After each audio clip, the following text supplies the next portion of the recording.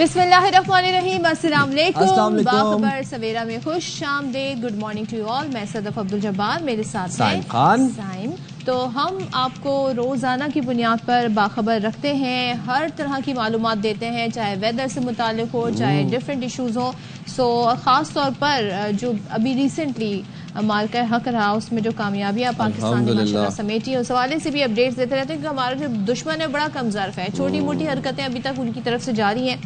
बहरहाल हम आगे बढ़ते हैं अपने शो में और आपको बताते हैं कि फील्ड मार्शल सैयद आसिम मुनीर कहते हैं कि कश्मीर हमारी रेड लाइन है। उन्होंने कहा मार्का हक सबूत है कि कौम आहिनी दीवार बन जाए तो दुनिया की कोई ताकत गिरा नहीं सकती है। भारत जान ले कि कश्मीर हमारा है और पाकिस्तान कभी कश्मीर को नहीं छोड़ेगा। मुख्तलिफ जामियात के VCs, प्रिंसिपल, असातिज़ा से वो गुफ्तगू कर रहे थे और इस मौके पर फील्ड मार्शल आसिम मुनीर ने कहा पानी पाकिस्तान की रेड लाइन है, 24 करोड़ पाकिस्तानियों के इस बुनियादी हक पर आंच नहीं आने देंगे। बिल्कुल। और उन्होंने मजीद ये भी कहा कि भारत की इजारादारी पाकिस्तान कबूल नहीं करेगा। बलूचिस्तान में दहशतगर्द फितनल हिंदुस्तान है, उनका बलूचिस्तान से कोई ताल्लुक नहीं। पाकिस्तान को मजबूत रियासत बनाना चाहते हैं जहां तमाम इदारे आइन और कानून के मुताबिक काम करें। ऐसी रियासत हो जहां इदारे बगैर सियासी दबाव और माली ज़ाती फ़ायदे के अवामी फलाह के काम करें। तो ये general field marshal Asim Munir साहब ने कल अपने खिताब में कहा, जो कि असातिज़ा, प्रिंसिपल्स और VC से था। बड़ा अहम ये खिताब उनका रहा और इसी हवाले से हम देख रहे हैं कि ख़ासतौर पे बड़ी नज़र पाकिस्तान पे भारत ने रखी हुई है और एक एक खबर, एक एक जो बयान है उसको वहाँ पे बड़ा मॉनिटर भी किया जाता है। अब ज़रा हम आपको बताते हैं कि भारत में हो क्या रहा है वहाँ पर जी। ख़ासतौर पे अगर हम मोदी के बयानिए की बात करें तो बड़ी डिटाई के साथ जो है उनका झूठ का सिलसिला जारी है और वहाँ पे इंतखाबात होने बिहार में, तो इंतखाबी रैलियों में भी अवाम के सामने वो जिस तरह की बातें कर रहे हैं। अभी थोड़े दिनों पहले उन्होंने पाकिस्तानी नौजवानों को कहा था कि रोटी शोटी खाओ नहीं तो मेरी गोली जो है वो तैयार है, इस तरह के बयान चल रहे हैं। तो इस बार भी मोदी ने वही पुराना पाकिस्तान मुखालिफ बयानिया अपनाया है। कामयाबी तो भारत के ऑपरेशन सिंदूर से बहुत दूर रही, लेकिन ये झूठी कहानियां सुनाकर भारतीयों को बेवकूफ बनाने का सिलसिला जारी है। बिल्कुल जी, बेवकूफ बनाने का सिलसिला जारी है। और एक और आपको बात बताते हैं ना, अब हुआ ये कि जो फ्रांसीसी राफेल तैयार करने वाली कंपनी थी डसॉल्ट, उन्होंने भारत से दरखास्त की कि आपका जो राफेल बेड़ा है हमने वो विजिट करना है ताकि हम नुकसानात का तखमीना लगा सकें, ऑडिट कर सकें। तो भाई नई दिल्ली से वो जो दरखास्त थी वो मुस्तरद कर दी गई, वो टीम को नहीं आने दिया गया भारत, ताकि वो आके राफेल की जो तबाही थी कहीं वो विटनेस ना कर लें, वो रिपोर्ट में शामिल ना कर लें। इसके अलावा एक और बड़ी इंपॉर्टेंट चीज़ थी जो हमने देखी कि रिपोर्ट्स के मुताबिक भारतीय फ़ज़ाइया तरबियत याफ्ता पायलट्स की किल्लत का शिकार है। ये भी रिपोर्ट्स अब सामने आ रही हैं क्योंकि पिछले 20 साल के अंदर ये पहला राफेल तैयारा था जो गिरा। और जो फ्रांसीसी अब जो हम देख रहे हैं कि डसॉल्ट कंपनी के जो ऑफिशियल्स हैं वो सामने आके उन्होंने जिस कंपनी ने तैयारे बनाए वही आकर अब इस बात को कंफर्म करते नजर आ रहे हैं कि 20 साल में उनका पहली बार तैयारा इस तरह से गिराया गया है। और जाहिर है पाकिस्तान का क्लेम जो है वो हर जगह साबित भी हो रहा है, अब दूसरे जराए भी इसे कंफर्म कर रहे हैं। भारत कहाँ तक छुपेगा और उनको तशवीश है ना, वो ये तो कह रहे हैं कि हमें आके फिर देखने दें आपका जो राफेल बेड़ा है हमें वो विजिट करने दें ताकि हम आके खुद ही देख लेते हैं, फिर रिपोर्ट जनरेट कर लेते हैं। लेकिन चोर की दाढ़ी में तिनका और उनकी जो दरखास्त थी ये मुस्तरद कर दी गई। तो फिर इस हवाले से बात कर लेते हैं। हमारे साथ मौजूद हैं दिफाई तज्जियाकार मेजर जनरल जाहिद महमूद साहब। बहुत शुक्रिया जाहिद महमूद साहब, आपने हमारे प्रोग्राम के लिए वक्त निकाला। जाहिद महमूद साहब, फील्ड मार्शल आसिम मुनीर ये कहते हैं कि मार्का हक सबूत है, कौम आहनी दीवार बन जाए तो दुनिया की कोई ताकत गिरा नहीं सकती उसको। अब भारत जान ले पाकिस्तान कश्मीर को कभी नहीं छोड़ेगा, ये जो बयान है फील्ड मार्शल साहब का, ये कितना अहम बयान है जिसमें वो कह रहे हैं कि भारत ये बात जान ले कि पाकिस्तान कश्मीर को कभी नहीं छोड़ेगा। जी साइम और Sadaf, thank you very much, अस्सलाम वालेकुम and a very good morning. देखिए जी, पाकिस्तान इज वेरी क्लियर कि कश्मीर का कॉन्टेक्स्ट जो है वो पाकिस्तान इसलिए क्लियर है कि पाकिस्तान मुकम्मल नहीं है जी। मैं और आप, हमारा जिस्म तो मौजूद है लेकिन हमारी रूह और हमारा जो दिल है वो दैट इज नॉट देयर जी। कश्मीर के बगैर पाकिस्तान नामुकम्मल है और जब आप एक नामुकम्मल स्टेट होते हैं तो फिर आपके पॉलिटिकल ऑब्जेक्टिव्स वही रहते हैं जिसने उससे मुकम्मल होना होता है। और अब तो ये जो नया उसने एक शोशा छोड़ा है which is a serious threat, ये जो इंडस वाटर ट्रीटी का, खुद ही हमें मजबूर कर दिया है कि अब हमने जिस तरीके से भी लेना है, कश्मीर को अब हमने मुकम्मल कर, ये रोज रोज की जो एक होती है स्टेट, जो रिस्पॉन्सिबल स्टेट हो, रिस्पॉन्सिबल नेबर्स हो, जो दुनिया के रूल बेस्ड सोसाइटी फंक्शनैलिटी में बिलीव रखते हो, फिर तो आप उनसे बातचीत करते हैं, उनसे मसाइल का हल निकालते हैं, दोनों तरफ कॉन्फ्लिक्ट रेजोल्यूशन जो होती है, एक तो फंडामेंटल जो कॉन्फ्लिक्ट है उसके साथ आप मानते हैं उसको कि ये जी कॉन्फ्लिक्ट है या इशू है, और उसके सॉल्यूशंस की तरफ जाते हैं अपनी आवाम को सामने रखते हुए, उनकी प्रोग्रेस प्रॉस्पेरिटी को। हमारे नेबरहुड में स्टोरी बिट्रेल की है, झूठ की है, फ्रॉड की है, खुद ही ये यूनाइटेड नेशन में जाते हैं कश्मीर का मुकदमा लेके, एक डिसीजन होता है, फिर उस पर कभी बायलैटरल बातचीत करते हैं, कभी उसको एग्री करते हैं, मुआहदे करते हैं, मुआहदों से हट जाते हैं। जब आपके नेबरहुड में एक ऐसा आपका दुश्मन मौजूद हो जो दुश्मन कहलाने के काबिल भी नहीं हो, जिसका कैरेक्टर इतना वीक हो कि वो अपनी बातों से मुकर जाए, झूठ फ्रेम उसी के ऊपर उसकी आइडियोलॉजी बेस जो है, हेट बेस्ड आइडियोलॉजी पे बेस करके वो आपसे बातचीत करे, तो आप किसका एतबार करेंगे? कि पाकिस्तान के साथ हमारी जो इंडिया के साथ पाकिस्तान की जंगें हुई हैं, ये किस चीज पे हुई हैं? एक ही इशू है, दैट इज कश्मीर। और ये कॉन्फ्लिक्ट है, ये इशू नहीं है, ये कॉन्फ्लिक्ट है। और ये जमीन के खित्ते की बात नहीं है, ये वहां पर बसने वाले लाखों कश्मीरियों की जिंदगी, ये इंसानियत का मामला है, उनकी आजादी, सॉवरेनिटी का मामला है। तो पाकिस्तान इज वेरी क्लियर। जो चीफ ऑफ आर्मी स्टाफ है, फील्ड मार्शल आसिम, इनकी जो पुरानी स्पीच जो इन्होंने ओवरसीज से की थी, उसकी भी बड़ी इनको तकलीफ हुई थी, लेकिन एक बात बड़ी क्लियर होनी चाहिए, जो वो ये कहते हैं वो करते हैं। उस तकरीर में भी इन्होंने जो इंडिया के बारे में कॉन्टेक्स्ट एस्टेब्लिश किया था कि तुम समझते हो कि हमें क्वर्स कर लोगे, इंटिमिडेट कर लोगे, हमारे ऊपर जंग मुसल्लत करके हमें प्लाइंट स्टेट बनाने की कोशिश करोगे, it will never happen and it has never, it couldn't happen जिस तरीके से वो चाहते थे। और जवाब दिया। अब वो उन्होंने उनकी जो प्रॉक्सीज है यहाँ पे बलोचिस्तान में, उनके बारे में भी कहा हुआ है, और इंशाल्लाह आप देखेंगे कि वो करेंगे। और अब भी जो ये कह रहे हैं, अब तो हर पाकिस्तानी की जिंदगी और मौत का मसला है। ऐसे ही है। तो Kashmir is unfinished agenda, Pakistan उसको परसू करेगा। कश्मीर हमारी सॉवरेनिटी, हमारी ज्योग्राफियाई सरहदें और हमारा पानी, ये नेशनल वाइटल इंटरेस्ट है पाकिस्तान का। नो मिलिट्री और political leader in Pakistan can afford कि हम अपने नेशनल वाइटल इंटरेस्ट की प्रोटेक्शन या डिफेंस या उसकी अचीवमेंट से दूर हो जाए। And Pakistan will use all it's means available at its disposal. हम जंग के बहुत खिलाफ हैं, लेकिन अगर मजबूर करोगे और बदमाशी से इलाके में रहेंगे, वो अभी एक सेम स्टेट तो रही नहीं है। बिल्कुल, उसका जवाब भी हमने दे दिया। जाहिद साहब ये बताइएगा, भारत पाकिस्तान ने जो दावे किए अल्हम्दुलिल्लाह हम उस पर कायम है और हमने सबूत भी उसके प्रोवाइड किए, लेकिन भारत उन्हें मानता नहीं है। अब वो कंपनी जिसके राफेल तैयारे थे, यानी फ्रांसीसी कंपनी डसॉल्ट एविएशन, उनकी टीम कह रही है, उनकी माहिरीन की टीम कह रही है कि हमें अपना जो राफेल का बेड़ा है, जो फ्लीट है, उसमें हमें आकर चेक करने दे तैयारे पूरे हैं कि नहीं है, वो जो नंबर्स हैं सीरियल वाइज वो हैं कि नहीं है। उनको मना कर दिया। तो आपके ख्याल में भारत ऐसा क्यों कर रहा है? अगर वो अपना दावा इतना सच साबित करना चाहते हैं तो बुलाएं, दावत दें, आए, माहिरीन को कहें आप चेक कर लें। राफेल देखिए सदफ, इसके 2-3 पहलू हैं जी। पहली बात तो ये 21वीं सदी है, दिस इज 21st सेंचुरी। इस वक्त तो सबको सब पता है कि क्या हो रहा है और क्या नहीं हो रहा। और ये जो कोडेड एयरक्राफ्ट होते हैं, ये फ्लाई करते हैं एयरफोर्स ऑफिसर्स, आपको आप पहले भी प्रोग्राम में 1-2 दफा बात हो चुकी है, और ये रडार्स पे होते हैं, और सबको पता होता है कि कौन सी मशीन उड़ी है, किस वक्त उड़ी है, किन लैटिट्यूड पे है, किस जगह फ्लाई कर रही है और कब वो गायब हुई है सीन से। तो एवरीबडी इज वेरी क्लियर, उनको भी पता है। अब देखिए भारत की 2 चीजें, एक तो आपने बिल्कुल सही कहा कि वो अपना खौफ है उसको कि ये बातें जब बाहर होंगी तो इंटरनेशनल एवरीवन, वो कहते हैं ना, जाने न जाने गोली न जाने बाग तो सारा जाने, पूरी दुनिया को पता है कि इनके साथ क्या हुआ है। और वो एक चीज तो ये कि अपनी हिफत वो उसको डर है कि अपना ये चीजें वल्नरेबल हो जाए। और दूसरी बात ये है कि जब फ्रेंच आएंगे तो वो किस पे कमेंट करेंगे? कभी वो अपनी मशीन को बुरा कहेंगे? क्योंकि उनकी तो मार्केट में जो इस वक्त सुक्की हो रही है, या जो उनके ऑर्डर्स थे, या भी 6 दफा लोग सोचेंगे कि यार मैं राफेल खरीदूं, या जिन लोगों ने इनको गिराया है, या जो टेक्नोलॉजीज जिन्होंने इनको बीट किया है। लोग PL-15 की बात कर रहे हैं, JC-10 की बात कर रहे हैं, लोग चाइना पाकिस्तान कोलैबोरेशन की बात कर रहे हैं, चाइनीज टेक्नोलॉजीज की बात कर रहे हैं। तो जिससे पैसे लगा के देने, आप भी मार्केट में जाती है तो बेस्ट चीज लेती है ना उस प्राइस पे, आप why would you bye a bad thing. तो वो उनको फ्रेंच ने आके किस पे इल्जाम लगाना है? इनकी एफिशिएंसी पे, ट्रेनिंग पे, انہوں نے یہ تو نہیں کہنا جی ہمارے سے کمیاں, تو ان کو وہ بھی ڈر ہے اور انڈرمائن ہو گیا.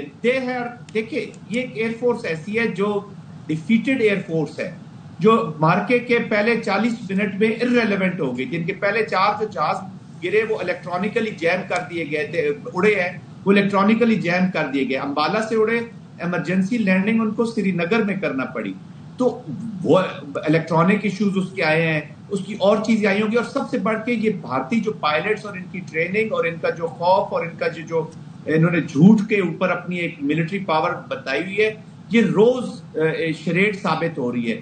یہ تو ایئر فورس کی آپ بات کریں, ان کی جو گراؤنڈ فورسز نے فلیگز اتنے لگائے پوسٹ کے اوپر, جب ان کو کشمیر کے بیچ میں ان کے brigade headquarters, battalion headquarters, تو یہ سمجھتے ہیں کہ کوریجن اور اس سے, اور جب بھی انہوں نے نیو نارم سیٹ کرنے کی کوشش کی ہے, اس پہ ہم آگے چل کے بات بھی کر سکتے ہیں, پاکستان نے اس کو ڈیفیٹ کیا ہے. چاہے وہ ایل کے اڈوانی کی 98 کے دھماکوں کے بعد دھمکیوں کے پاکستان کو نئی ریئلٹیز میں سیکھنا ہوگا رہنا, تو پاکستان نے رہنا سیکھ لیا. انہوں نے کچھ دنوں کے بعد ہی 28 فروری کو بتا دیا کہ ہم کیسے جیئیں گے.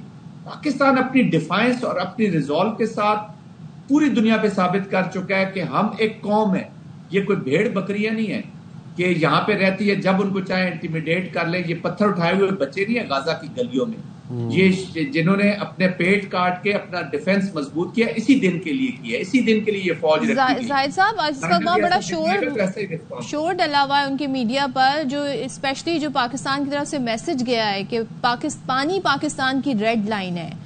فیلڈ مارشل عاصم منیر صاحب کا یہ میسج بڑا اس کو ہائی لائٹ وہاں پہ کیا جا رہا ہے. پاکستان ایسے پورٹرے کریں پاکستان نہ جانے کیا کر دے گا, تو پانی کو بطور ہتھیار تو یہ لوگ استعمال کر رہے ہیں. اگر یہ سلسلہ سارے ملک کرنا شروع کر دیں, اگر چائنا یہ کرنا شروع کر دے, تو وہ انڈیا کا پانی بند ہو جائے گا. تو یہ اس نیریٹو کو وہ ٹویسٹ کرنے کی کوشش کر رہے ہیں, اس پر آپ کیا کہیں گے؟ دیکھیں صدف, اس وقت دنیا کو دو ممالک, دو گینگز, میں ان کو گینگز کہوں گا, کہ یہ گینگز ایسے ہیں دنیا میں جو رول بیس سوسائٹی میں, پہلے بھی اشارتاً آپ کی بات کر چکا پہلے جواب میں, کہ رول بیس جو سوسائٹیز ہیں, جو سسٹمز ہیں, اس کو چیلنج کر رہے ہیں. ایک گینگ ہے لیکوڈ پارٹی کا نیتن یاہو کی قیادت میں اسرائیل میں, جو کسی انٹرنیشنل کورٹ آف جسٹس کو نہیں مانتا, یو این سیکرٹری جنرل کبھی وہ بدنامی بےعزتی کر رہے ہوتے ہیں, کبھی وہ انڈرمائن کرتے ہیں تمام انسٹیٹیوشنز. اور دوسرا گینگ ہے مودی صاحب کا, آر ایس ایس کا, بی جے پی کا, انڈیا کا, جو یہ انٹرنیشنل معاہدے ہیں یا جو اپر ریپیرین لوور ریپیرینس کے رائٹس ہیں, اچھا وہ فوڈ کو ایز اے ویپن یوز کر رہے ہیں وہاں پہ, یہ پانی کو ایز اے ویپن یوز کرنا چاہتا ہے. یہ اس کا ماڈل اٹھا کے یہاں پہ لگانا چاہ رہا ہے. اور اسرائیل نے آئی ایم شیور کہ اس کو پش بھی کیا ہوگا کہ میں نے تو مڈل ایسٹ میں اپنے آبجیکٹیوز حاصل کر رہا ہوں, آپ حاصل کریں, کیونکہ یہ ایک ہی واحد اسلامک نیوکلیئر پاور رہ گئی ہے, تو لیٹس انڈو دس پاور. اور ان کے یہاں پہ ڈرونز بھی آئے ہیں, ان کے ایکسپرٹیز بھی شامل ہیں. They were part of this war, let there be no doubt in our mind کہ کون کون. دیکھیں دشمن کو دشمن جب تک ہم کہیں گے نہیں اور پروناؤنسلی نہیں کہیں گے, تب تک یہ لوگ ہمارے ساتھ روز مذاق کرتے رہیں گے. اور اب ان کو پتہ چل گیا کہ یہ نیشن آگے سے رسپانس دیتی ہے, جی دے ریسپونڈ, تو وہ بالکل شامل ہیں. یہ دونوں چیلنج کر رہے ہیں, یہ دونوں گینگز ہیں, یہ گورنمنٹس نہیں. اور جس میڈیا کی آپ بات کریے وہ میڈیا نہیں ہے, وہ بیسیکلی ان گینگز کا ایک تماشا انہوں نے جو لگایا ہوا ہے. اپنے لوگوں کو انہوں نے, میڈیا نام ہوتا ہے رسپانسبلٹی کا, میڈیا نام ہوتا ہے کریکشن کا, ڈائریکشن کا. وہ قوم کو صحیح سمت میں رکھتا ہے اور قوم کے آبجیکٹیوز پرسو کرتے ہیں. کل ان کے, ابھی پچھلے دنوں کل آپ نے تصویریں دیکھی ہوں گی, ان کے آرمی چیف, ان کے ایک سوامی ہے ہندو سوامی, ان کے پاس گئے ہوئے تھے اور انہوں نے ان کو پتہ نہیں وہ کیا دیا ہے کہ جی آپ کشمیر واپس لے کے آؤ, جیسے ہاں جی وہ جو نابینا سوامی تھے, جی بالکل بالکل. تو انہوں نے کہا کہ جی جیسے لنکا وہ واپس لے کے آئے تھے, ہنومان کو دیا گیا تھا, تو میں آپ کو دے رہا ہوں. تو بات اگر سوامیوں تک اور ہنومان تک چلی گئی ہے تو پھر آپ ظاہر صاحب, وہ تو انہوں نے رافیل کی بھی پوجا کی تھی اور اس کے اوپر بھی لیمو وغیرہ اور سندور وغیرہ لگایا تھا. تو دیکھیں کسی ریلیجن کے بارے میں سائن بات ہم نہیں کرنا چاہیں گے, بہت اچھی, ہر ریلیجن کی اپنی بیڈز اینڈ گڈز ہوتی ہے. یہ اپلیکیشن ہے, اس کے اندر سے جو شریڈ ظلم نکالا جاتا ہے, جو آر ایس ایس کی مینٹیلٹی ہے, Hindutva and Zionism, this is dangerous.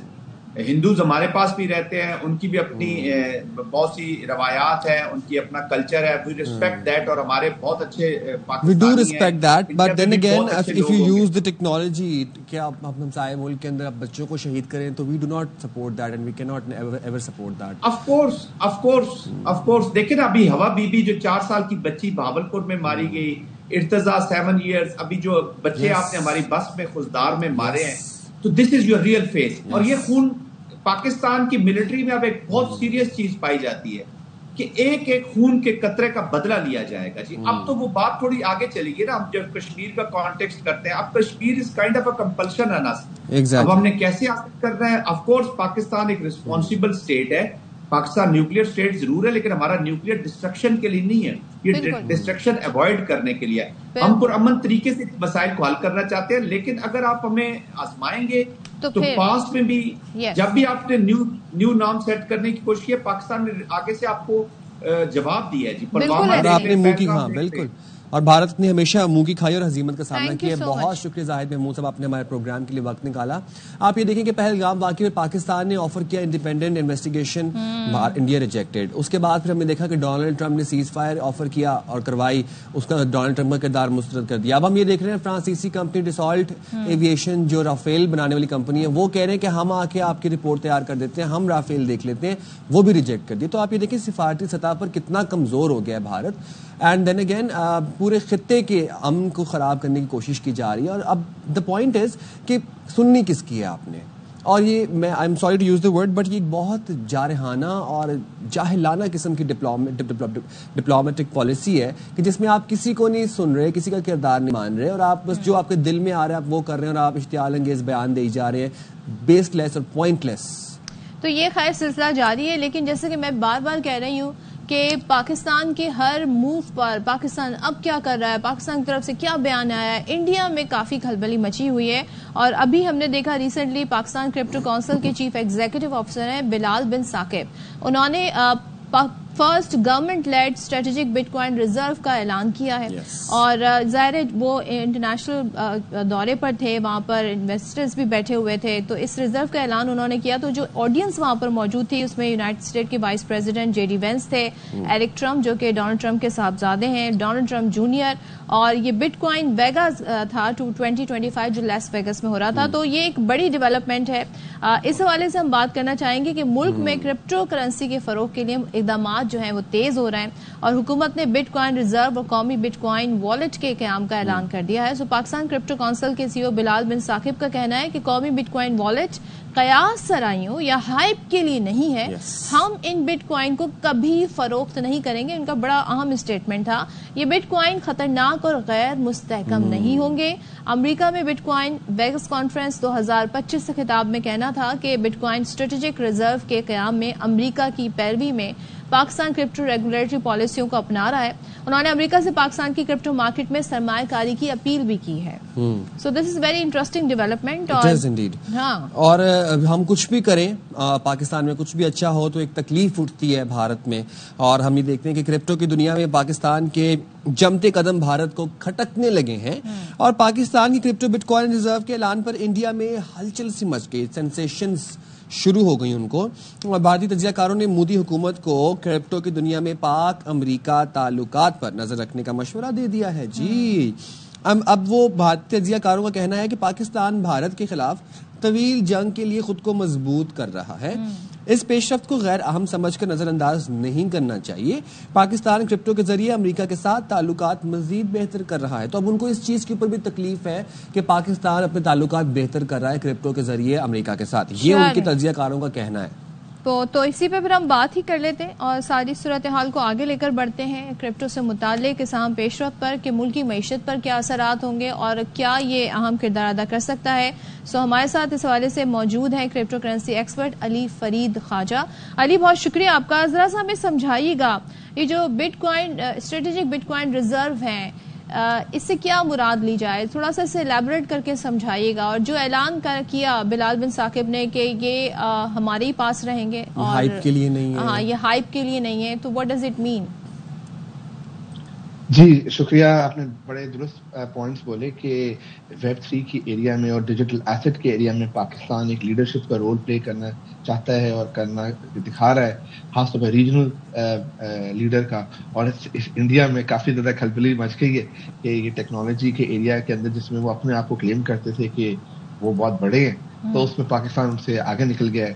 تو جو بٹ کوائن کا ریزرو ہے, دیکھیں ڈیجیٹل ایسٹس جو ہے وہ, اور خاص طور پر بٹ کوائن 2009 میں اسٹارٹ ہوا, 2010 میں پہلی دفعہ ٹریڈ ہوا, اور آج more than $3 trillion of worth is in digital assets. دنیا میں 660 ملین, مطلب 660 ملین لوگ جو ہیں وہ ڈیجیٹل ایسٹس اون کرتے ہیں. امریکہ نے جب سے پریزیڈنٹ ٹرمپ آئے, انہوں نے پالیسی اپنی اناؤنس کی کہ ہم ڈیجیٹل ایسٹس میں دنیا میں لیڈرشپ لینا چاہتے ہیں. اس وقت امریکہ کا سارے بینکس, سارے ایسٹ مینیجرز, 115 کمپنیز نے اپنے ٹریجری کے پیسے بٹ کوائن میں ڈالنا شروع کر دیے ہیں. پاکستان میں اس کی ایک نیچرل اڈاپشن تھی کیونکہ ہماری ینگ پاپولیشن ہے, ینگ لوگوں میں اس bitcoin is like digital money. جب آپ انٹرنیٹ پہ چیزیں خریدتے ہو, گیمز کھیلتے ہو, کسی کو پیمنٹ کرتے ہو, اس کے لیے but coin is better then using credit cards. کیونکہ پاکستان میں کریڈٹ کارڈ اڈاپشن کافی کم تھی اور ینگ لوگ بہت زیادہ تھے جو انٹرنیٹ میں کام کرتے تھے, آئی ٹی میں کام کرتے تھے, وہ پہلے سے ہی ڈیجیٹل ایسٹس کو یوز کرتے ہیں. تو پاکستان میں بلال کے مطابق 40 ملین لوگ بٹ کوائن اور ڈیجیٹل ایسٹس کو اون کرتے ہیں. تو ہماری پہلی سی نیچرل اڈاپشن تھی کیونکہ ہماری ینگ پاپولیشن اور ٹیک سیوی پاپولیشن ہے. تو بڑے اچھی یہ اناؤنسمنٹ آئی بلال کی طرف, گورنمنٹ آف پاکستان کی طرف سے, کہ ہم ایک گورنمنٹ لیول پہ بھی ایک اسٹریٹجک ریزرو بنائیں گے جس پہ گورنمنٹ پیسہ انویسٹ کرے گی یا بٹ کوائن مائننگ کرے گی, اور ساتھ ساتھ ایک ڈیجیٹل والیٹ بھی بنایا جس کے اندر گورنمنٹ یہ ایسٹس اون کرے گی. تو I'm sure کہ اب گوئنگ فارورڈ وہ تھوڑا سا ہمیں یہ کنیکشن بھی بتا دیں کہ جب ڈونلڈ ٹرمپ نے الیکشن جیتا تو پھر انہوں نے بھی اپنے بھی جو ہے کرپٹو کرنسی جو ہے انٹروڈیوس کرائی, ان کی وائف نے بھی کرائی. تو ہم یہ بھی سن رہے ہیں کہ امریکہ انویسٹ کرنا چاہتا ہے پاکستان میں. یہ کیا کنیکشن ہے؟ جی کرپٹو کے بہت زیادہ ڈفرینٹ پہلو ہے. ایک پہلو یہ ہے کہ اس میں ڈیولپر جو ہے وہ کوڈنگ کرتے ہیں, اسمارٹ کانٹریکٹس بناتے ہیں, اپلیکیشنز بناتے ہیں. پاکستان میں جیسا آپ کو پتہ ہے کہ بہت زیادہ ڈیولپرز ہیں, تو پاکستان کے پاس اپرچونٹی ہے کہ اس ایریا کے اندر بھی ہم انویسٹمنٹ لے کے ٹیکنالوجی کمپنیز پاکستان آئے, یہاں کے لوگوں کو جابس دے اور وہ ویب 3 ڈیولپمنٹ کرے. ایک تو یہ ایریا ہو گیا. دوسرا ایریا ہے بٹ کوائن مائننگ کا. اس میں آپ پاور ڈیٹا سینٹرز کھولتے ہو جس میں آپ سرورز لگاتے ہو, اور یہ سرورز کمپیوٹر کا ایک پرابلم سالو کرتے ہیں, اور اس پرابلم کو سالو کرنے کے انعام کے لیے ان کو بٹ کوائن ملتا ہے. یہ ایک دوسرا ایریا جس پہ پاکستان کہہ رہا ہے کہ آؤ ہمارے ملک میں انویسٹ کرے. تیسرا ایریا یہ ہے کہ آپ اپنے کوائن لانچ کریں. زیادہ تر پاکستان میرے خیال میں جو کرنا چاہے گا وہ اسٹیبل کوائن کرنا چاہے گا, کیونکہ آپ نے دیکھا ہوگا جیسے بلال نے کہا تھا اسپیکولیٹو ایریا سے باہر رہیں گے. اسٹیبل کوائن جو ہے سمجھے کہ روپی یا ڈالر کی ویلیو کو ٹریک کرتا ہے, تو اس کی ویلیو میں کوئی ہائپ کی طرف وجہ سے چینجز نہیں ہوتی, مگر اس کا جو یوز ہے وہ ریمیٹنسز اور کراس بارڈر پیمنٹس کے لیے بڑا امپورٹنٹ ہے. جیسے آپ کو معلوم ہے کہ پاکستان میں ہر سال ہمیں $36 بلین کی ریمیٹنسز آتی ہے اوورسیز پاکستانی سے. یہ اوورسیز پاکستانی 6%, 5%, 4% فیس دیتے ہیں. اگر ہم اسٹیبل کوائنز یوز کریں تو ان کی فیس بہت کم ہو جائے اور یہ پیسہ بڑی آسانی سے موو ہو جائے. تو اس لیے یہ چوتھا ایریا جس کے اندر پاکستان میرے خیال میں انویسٹمنٹ چاہے گا. اچھا علی, یہ بتائیے گا کہ اب but coin development, but coin wallet کی بات کی جائے اور اسٹریٹجک ریزروز کی بات کی جائے, اس کے لیے جو ایک مخصوص اسکل ہے, کیا وہ پاکستان میں جو یوتھ ہے اس کے پاس موجود ہے, یا پھر اگر اس اسکل ڈیولپمنٹ کے لیے کچھ کورسز آفر کیے جا رہے ہیں یا وہ سکھایا جائے گا مزید؟ جی بالکل, کہ یہ ایک نیا ایریا ہے ٹیکنالوجی کا. اس میں پروگرامنگ بھی نئی ہے اور ڈفرینٹ پروگرامنگ ٹولز ہے, ڈفرینٹ سافٹ ویئرز ہے. پاکستان میں لمس کے اندر ایک centre for digital east research set up ہوا ہے جو اسٹیکس فاؤنڈیشن نے ڈونیشن کی. اس کا بھی مقصد یہی ہے. پھر اسی طرح کل حکومت منسٹری آف آئی ٹی نے اناؤنس کیا کہ انہوں نے بائنانس کی جو اکیڈمی ہے اس کے ساتھ ایک پارٹنرشپ کی ہے کہ ٹیچرس کو اور یونیورسٹیز میں ٹریننگ کرائے. تو یہ ویب 3 ایک بہت بڑا ایریا ہے, فیوچر ہے ڈیجیٹل ایسٹس کا, پیمنٹس کا, فن ٹیک کا. تو اور مگر پاکستان میں یہ بھی میں وہ پوائنٹ کرتا رہا ہوں کیونکہ ہماری ینگ پاپولیشن ہے اور انٹرنیٹ میں چیزیں پڑی ہوتی ہے, ہماری پاپولیشن بڑی اسمارٹ ہے. تو لوگ جو ہیں وہ خود جیسے ان کو ریسورسز ملتے ہیں وہ خود سیکھ جاتے ہیں. اور اور پاکستانی بڑا اچھا کر رہے ہیں اس ایریا پہ. اچھا ایک چیز بتائیے گا، ہم جب قومی ریزرو کی بات کر رہے ہیں تو کیا پاکستان کوئی بڑا کی رول پلے کر سکتا ہے اور کتنا گیم چینجر یہ پاکستان کے لیے ثابت ہوگا؟ لیکن ساتھ میں ہم یہ بھی دیکھ رہے ہیں کہ اسٹیٹ بینک اور SECP کرپٹو پر پابندی انہوں نے برقرار رکھی ہوئی ہے. تو اگر یہ پابندی رہتی ہے تو کرپٹو کونسل کتنا کام کر سکے گا، کتنی انہیں لبرٹی ہوگی، کیا ان کا کہنا چاہیے جورسڈکشن، دائرہ کار، مینڈیٹ ہوگا؟ جی آپ کے سوال کے دو پہلو ہیں. ایک کہ جب اسٹریٹجک ریزرو بن رہا ہے اور ایک نیشنل بٹ کوائن والیٹ بن گیا ہے، تو اگر حکومت کر رہی ہے تو کیا عام لوگوں کے لیے بھی اب لیگلی الاؤڈ ہوگا؟ تو I'm sure کہ جو ایک آپ کو جس میں پڑھا ہوگا کہ گورنمنٹ ایک پاکستان ڈیجیٹل ایسٹ اتھارٹی بھی سیٹ اپ کر رہی ہے، اور یہ اتھارٹی جو ہے لائسنسز بھی دے گی. اور جیسا آپ کو معلوم ہے کہ پاکستان کرپٹو کاؤنسل کے اندر گورنر، سینٹرل بینک بھی اس کے ممبر ہے، SECP کے چیئرمین بھی اس کے ممبر ہے، اور اس کو چیئر کرتے ہیں پاکستان کے finance minister. So I'm sure کہ جتنے بھی ریلیونٹ اسٹیک ہولڈرز ہیں وہ اس چیز میں انوالوڈ ہے، اور ریگولیشن جلد ہی ہم اس سیکٹر کے اوپر ریگولیشن بھی دیکھیں گے، اور ہم دیکھیں گے کہ انٹرنیشنل کمپنیز آئیں گی اور وہ پاکستان میں انویسٹ کریں گی اور یہاں پر ڈیجیٹل والیٹس اور ایکسچینجز بھی لانچ کریں گی. تو یہ آئی ایم شیور کہ یہ چیز it's coming in the coming days. ہمیں یہ یاد رکھنا چاہیے کہ کرپٹو کاؤنسل کو بنے ہوئے ابھی 2 مہینے ہی شاید ہوئے ہیں. تو یہ جو پیس آف ڈیولپمنٹ ہے یہ میرے لیے بڑا ایک مجھے امپریس کرتی ہے، کیونکہ ہم نہ صرف لیڈرشپ دکھا رہے ہیں، ہم کنوکشن دکھا رہے ہیں، اور ہم یہ دکھا رہے ہیں کہ we know what we want to do and we want to do it fast. Unlike in the past کہ گورنمنٹ کے سیکٹر سے یہ ایکسپیکٹیشن نہیں ہوتی تھی کہ وہ چیزوں کو جلدی کرے. اچھا علی یہ بتائیے گا کہ بٹ کوائن ریزرو سے پاکستان کی معیشت پر کیا اثرات مرتب ہوتے ہیں آپ دیکھ رہے ہیں، اسپیشلی تب کہ جب انٹرنیشنل انویسٹرز پاکستانی کرپٹو میں انویسٹ کریں گے، اور کیا یہ گیم چینجر ثابت ہو سکتا ہے؟ بالکل گیم چینجر ثابت ہو سکتا ہے. تو اس کے دو پہلو ہیں. ایک تو پاکستان، کیونکہ پاکستان سگنل کر رہا ہے دنیا کو کہ ہم یہاں پہ ایک لیڈرشپ رول کرنا چاہتے ہیں، ہم انویسٹمنٹ اٹریکٹ کرنا چاہتے ہیں، ہم ریگولیشن بنانا چاہتے ہیں، تو آپ آئیں ہمارے ملک میں انویسٹ کریں. تو ایک تو آپ کے ملک میں انویسٹمنٹ اس میں بڑھ جائے گی. دوسرے دنیا کو پتہ چلے گا کہ Pakistan wants to be known and to facilitate technology. یہ بلال نے اپنی اسپیچ میں بھی کہا کہ آپ صرف ہمیں کانفلکٹ کی وجہ سے نہ دیکھیں، آپ ہمارے ٹیکنالوجی پاور کی وجہ سے بھی ہمیں بھی دیکھیں. ہم نے یہ جو جنگ ہوئی اس میں بھی ہم نے انڈیا کو اپنے ٹیکنالوجی سے ہرایا، اور ٹیکنالوجی سپیریورٹی ہم نے اسٹیبلش کی. تو یہ اس کا دوسرا پہلو ہے. تیسرا پہلو یہ ہے کہ بٹ کوائن کی پرائسز گلوبل ایکسپرٹس ایکسپیکٹ کرتے ہیں کہ اس کی ویلیو جو ہے ابھی 100,000 کو کراس کی ہے، یہ $1 ملین تک بھی کراس کر سکتی ہے. اگر اس پہ اپ سائڈ ہوتی ہے تو گورنمنٹ یا کوئی بھی بندہ جیسے کچھ بھی انویسٹمنٹ کی ہوگی اس کی ویلیو اوپر جا سکتی ہے، اور اس کو اس سے بھی فائدہ ہو سکتا ہے. مگر یہ بات اس کا احساس رکھنا امپورٹنٹ ہے کہ اس سیکٹر میں والیٹیلٹی بھی بہت زیادہ ہے. اس کی وجہ سے ہسٹوریکلی SECP نے اور اسٹیٹ بینک نے پاکستان میں انہوں نے اس کو انکریج نہیں کیا. ڈسپائٹ دیٹ، جیسا میں نے بولا 40 ملین لوگ تو انویسٹ کر رہے ہیں اس میں، اسٹیٹ بینک کے SECP نے ان کو روکا بھی نہیں، ان کو کیونکہ ان کو پتا تھا کہ اس میں فائدے بھی ہیں. اگر صرف نقصان ہوتے تو وہ نہ لوگ انویسٹ کرتے. ایک چیز مجھے بتائیں کہ بھارت کو اتنی کیوں تکلیف ہے اس سارے ایشو کو لے کے؟ یہ وہ ٹیکنالوجی ہے یا یہ وہ ٹرینڈ ہے جو کوئی بھی ملک اپنا سکتا ہے، اور اب جدید تقاضے یہی ہیں، بلاک چین مائننگ کر کے. ظاہر ہے ابھی ریسنٹلی اناؤنس بھی آ کہ 2000 میگا واٹ بجلی بھی اس حوالے سے فراہم کی جائے گی. لیکن بھارت اتنی اس پہ فوکس کیوں کیا ہوا ہے؟ حتیٰ کہ یہ انہوں نے کہا کہ پاکستان کو اس لیے اس جنگ میں ایج حاصل رہا کیونکہ پاکستان جو ہے اس نے پورا ایک ریزرو بنانے کا ارادہ کیا ہوا ہے، کرپٹو کونسل بنا لی ہے، جو امریکہ جو ہے وہاں پہ انویسٹ بھی کرنا چاہتا ہے. سو یہ آپ کیا بتائیں گے بھارت کے پوائنٹ آف ویو سے؟ جی کچھ تو بہانے ہیں، کچھ کہانیاں ہیں، اور زیادہ تر جو ایشو ہے وہ یہ ہے کہ ان کو شرم آ رہی ہے کہ وہ کلیم کرتے ہیں کہ وہ ٹیکنالوجی کے لیڈرز ہیں، اور ان کے بڑے ڈائسپورا بیٹھا ہوا ہے ان کا امریکہ کی ٹیکنالوجی کمپنیز پر، اور اس ایریا میں وہ پیچھے رہ گئے ہیں. تو وہ ضرور فالو کریں گے. آپ نے بالکل درست کیا کہ پاکستان کی کوئی مونوپلی نہیں ہے، ہمارا صرف فرسٹ موور ایڈوانٹیج ضرور ہے، اور وہ ہماری لیڈرشپ نے شو کیا ہے کہ ہم جلدی موو کر رہے ہیں اور امبریس کر رہے ہیں. مگر پاکستان واحد ملک نہیں ہے دنیا کا کہ جو یہ چیز کر رہا ہے. جیسا میں نے پہلے بولا کہ لیڈر تو امریکہ ہے اس ایریا میں، امریکہ میں سب سے زیادہ کام ہو رہا ہے، UAE میں بہت زیادہ کام ہو رہا ہے.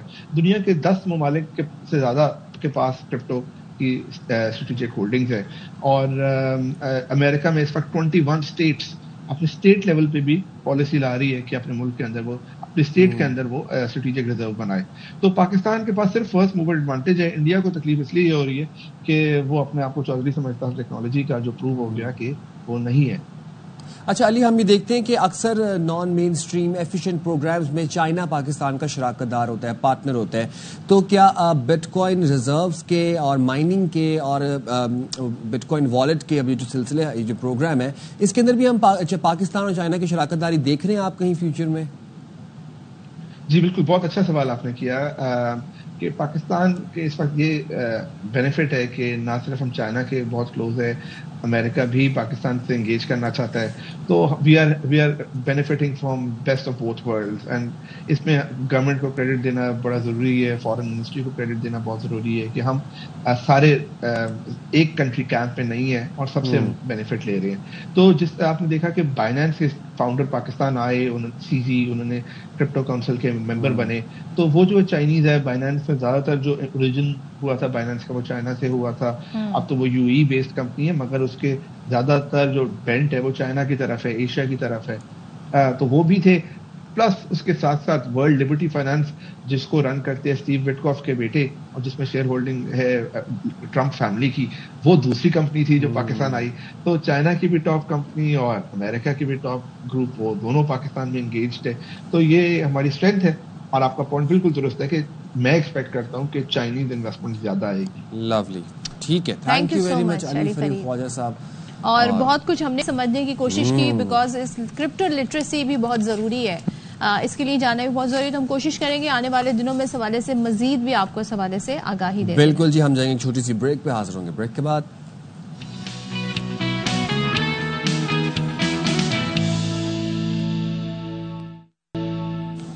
Welcome back. اور جناب پی ایس ایل کے بعد پاکستان میں چل رہے ہیں پاک بنگلہ دیش T20 سیریز, اور اس کے حوالے سے ہم آپ کو ذرا کچھ اہم اپڈیٹس بھی دے دیتے ہیں. پاکستان اور بنگلہ دیش کے درمیان دوسرا T20 آج قذافی اسٹیڈیم میں کھیلا جائے گا.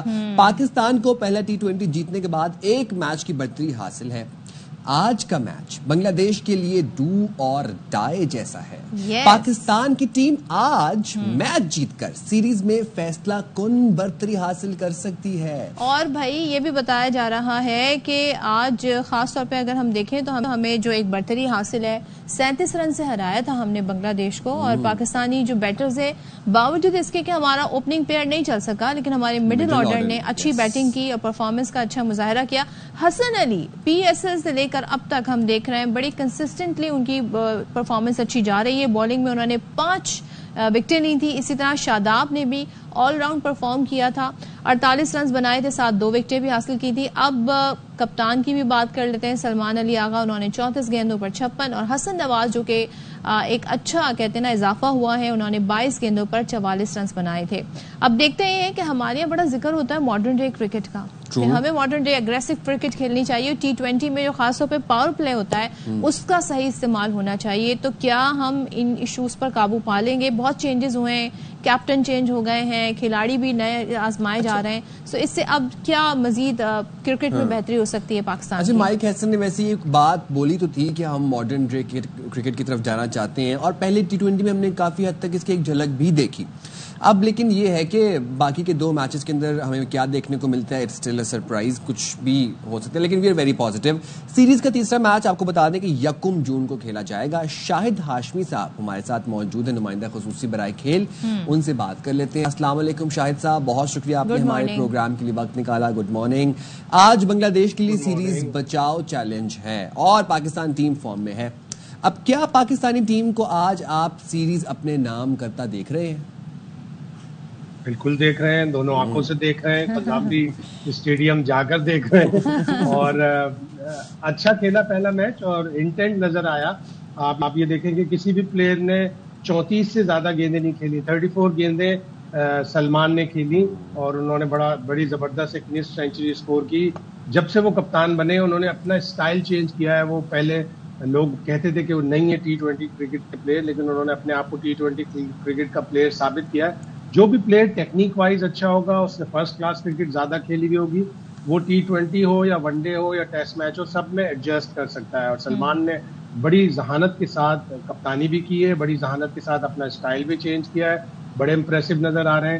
آپ مڈل آرڈر میں دیکھیں 4, 5, 6, 7 سب کے 200, 160, 170 پلس اسٹرائک ریٹ ہے. تو ایک نئی تبدیلی آئی ہے. اللہ کرے کہ اسی طرح چلتے رہے. سلیکشن میں ہم تسلسل رکھیں, 8, 10, 12 تبدیلیاں نہ کریں.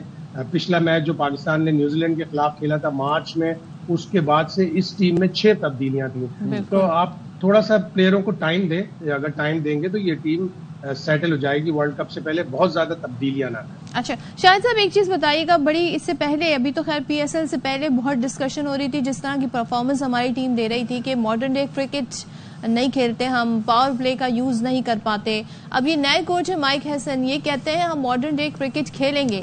تو کیا جو پہلا میچ ہوا اس کو دیکھتے ہوئے ہم کہہ سکتے ہیں کہ پاکستان نے جانب آغاز کر دیا ہے, یا تھوڑا ہمارے کرکٹر اب اس طرف آ رہے ہیں, بیٹر یہ ٹیکنیک اپنانے کی کوشش کر رہے ہیں؟ بالکل کر رہے ہیں. نیوزی لینڈ میں بھی تھوڑا سا ایک ہٹ نظر آیا تھا, جس طرح سلمان آغا نے بیٹنگ کی تھی, جس طرح ایک میچ میں حسن نواز نے سینچری سکور کی تھی, تھوڑا سا نظر آیا تھا. لیکن اس سیریز میں زیادہ نظر آ رہا ہے. ظاہر ہے اپوزیشن اتنی اسٹرانگ نہیں ہے, ویک ہے, ان کی بالنگ بہت ویک ہے, ان کے 3 بڑے مین بالر نہیں آئے. لیکن اسی اسٹائل کو آپ, چاہے چھوٹی ٹیم ہو چاہے بڑی ٹیم ہو, اسی اسٹائل کو اگر آپ رکھیں گے تو آپ آگے بڑھیں گے. آپ ٹیمیں آرام سے سکون سے 230, 240 کرتی ہیں. ہم 160, 170 میں ہی پھنسے ہوئے تھے, اس لیے کہ ہماری بالنگ بہت اچھی تھی. لیکن پچھلے 1-1.5 سال سے ہماری بالنگ جب تھوڑی سی ویک ہوئی, وہ ڈیزائرڈ ریزلٹس نہیں لے کے دے سکی, تو ہمیں پھر آئیڈیا ہوا کہ ہمیں ماڈرن ڈے کرکٹ کھیلنی پڑے گی. 200 پلس اسکور کرنا پڑے گا. پاکستان مسلسل 200 اسکور کرے گا تو 250 کی سوچے گا, پھر 260 کی سوچے گا. اس لیے کہ اب T20 کرکٹ میں جس طرح لیگز میں اسکور ہو رہا ہے, انٹرنیشنل کرکٹ میں بھی اسی طرح 250 بہت ٹیمیں عام طور پر بنا لیں گی, اور اب ورلڈ کپ صرف 7-8 مہینے ہی دور. اچھا شاہد بھائی, میرے ہم نام کرکٹر کی بات کر لیتے ہیں, سائم ایوب کی. پی ایس ایل میں کچھ خاص پرفارمنس نہیں دکھا سکے, اور ہم نے دیکھا کہ پہلے T20 میچ میں پاکستان ورسز بنگلہ دیش میں بھی پہلی بال پر آؤٹ ہو گئے. کیا آپ کو لگتا ہے کہ آج ان کی جگہ صاحبزادہ فرحان کو آزمانا چاہیے؟ تھوڑی سی انجسٹس ہو گئی. پہلا رائٹ میرے حساب سے, بہت سے لوگ مجھ سے ہو سکتا ہے ڈس ایگری کریں, پہلا چانس صاحبزادہ فرحان کا ہونا چاہیے تھا. اس لیے کہ ابھی وہ پی ایس ایل میں بڑی زبردست فارم لے کر, اور سب سے زیادہ 549, 449 رنز بنا کے آیا تھا, تو اس کو چانس دینا چاہیے تھا. لیکن انہوں نے اس سے وکٹ کیپنگ کرانی ہوگی. وکٹ کیپنگ, وہ وکٹ کیپر نیچرل ہے نہیں, تو آپ کو یہ ساری چیزیں دیکھنی پڑیں گی. اس کا پہلا چانس بنتا تھا. لیکن سائم بھی ہمارا پلیئر ہے, بہت اچھا پلیئر ہے, اور آخری میچ جو اس نے ساؤتھ افریقہ میں کھیلا تھا اس میں 90 پلس اس کا اسکور تھا, تو اس کو بھی چانس دینا ٹھیک تھا. لیکن ابھی وہ صحیح سے پراپرلی شاید ریدم میں نہیں آیا. اس نے پی ایس ایل بھی اتنا اچھا نہیں کھیلا تھا, لیکن پلیئر بہت اچھا ہے. اب مقابلہ ہوگا, دیکھیں مجھے نہیں لگتا کہ آج اتنی جلدی پاکستان تبدیلی کرے گا. ابھی تک مجھے لگ رہا ہے کہ ٹائم کو ہی چانس ملے گا. اچھا ذرا یہ بھی بتا دیں کہ جو مڈل آرڈر میں خوشدل, گو کہ خوشدل نے بہت اچھا پرفارم کیا ہے, لیکن جب ہم آزما ہی رہے ہیں کھلاڑیوں کو, تو کیا عرفان خان نیازی, حسین طلعت کو موقع ملنا چاہیے؟ ملے گا, لیکن یہ تو ذرا شارٹ سیریز ہے. اگر 5 میچوں کی ہوتی سیریز تو چوتھے اور 5ویں میچ میں جب آپ 3 میچ جیت جاتے تو تبدیلیاں کرتے ہیں. 2 میچوں کے بعد ایک دم سے تبدیلی کرنا ذرا سا تھوڑا سا مجھے نہیں نظر آتا کہ کرے گا مائک ہیسن, اس لیے کہ وہ کنسسٹنسی چاہتے ہیں. ماڈرن ڈے کرکٹ میں یہی ہوتا ہے کہ آپ پلیئروں کو زیادہ سے زیادہ چانس دیں, ان کا امپیکٹ دیکھیں. اگر کوئی 10 رن بناتا ہے لیکن اس کا امپیکٹ بہت زبردست ہے کہ ٹیم کی ون میں اس نے بڑا کام دکھایا کہ آخری اوور میں جا کے 10 رن بنا دی, اور ایک لڑکا 30 رن بناتا ہے لیکن 24-25 گیندیں کھیلتا ہے, امپیکٹ نہیں ہوتا. یہ سب چیزیں دیکھے گا کوچ. مجھے نہیں لگتا کہ ابھی اتنی جلدی چانس ملے گا, لیکن آپ کی بینچ پہ اچھے پلیئر بیٹھے ہونے چاہیے تاکہ جو پلیئر کھیل رہے ہیں ان کو بھی ایک کھٹکا لگا رہا ہے کہ اگر ہم نے پرفارم نہیں کیا تو ہماری جگہ پہ بینچ پہ بیٹھا ہوا پلیئر اگلے میچ میں. ٹھیک ہے, تھینک یو سو مچ. شاہد ہاشمی ہمارے ساتھ تھے, اور دیکھتے ہیں جی آج کا میچ کیسا ہوتا ہے, اور اگر آج پاکستان یہ میچ جیت جاتا ہے تو پھر سیریز اپنے نام کر لے گا. یس, ہم جائیں گے ایک چھوٹی سی بریک پہ, حاضر ہوں گے بریک کے بعد.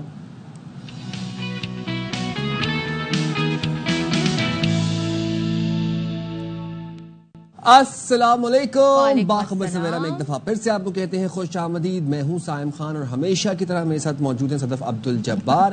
ہمارا اور آپ کا ساتھ ہوتا ہے 9:03 سے لے کر 11 بجے تک. اوکے. اور جناب میں آپ کو یہ مشورہ دیتا ہوں کہ اگر اخبار پڑھ پڑھ کے آپ کی نظر کمزور ہو گئی ہے یا سوشل میڈیا پر آپ مس انفارمیشن سے فیک نیوز سے تنگ آ گئے ہیں تو باخبر سویرا دیکھا کریں ہر روز صبح اٹھ کر 9:03 پر.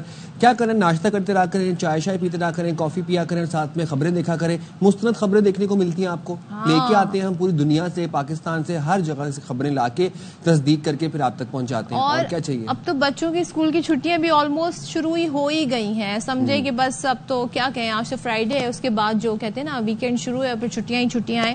لیکن یہ ہے کہ کچھ ان چھٹیوں کو کارآمد بنانے کی بھی کوشش کریں, مگر پیرنٹس جو ہے نا وہ کافی تنگ ہو جاتے ہیں. اب جانور آئے ہوئے ہیں گھروں میں, تو کیا ہی بچوں نے کرنا ہے, فن ٹائم چل رہا ہے بچوں کا ہوم ورک کیا ہی کارآمد بنانا ہے.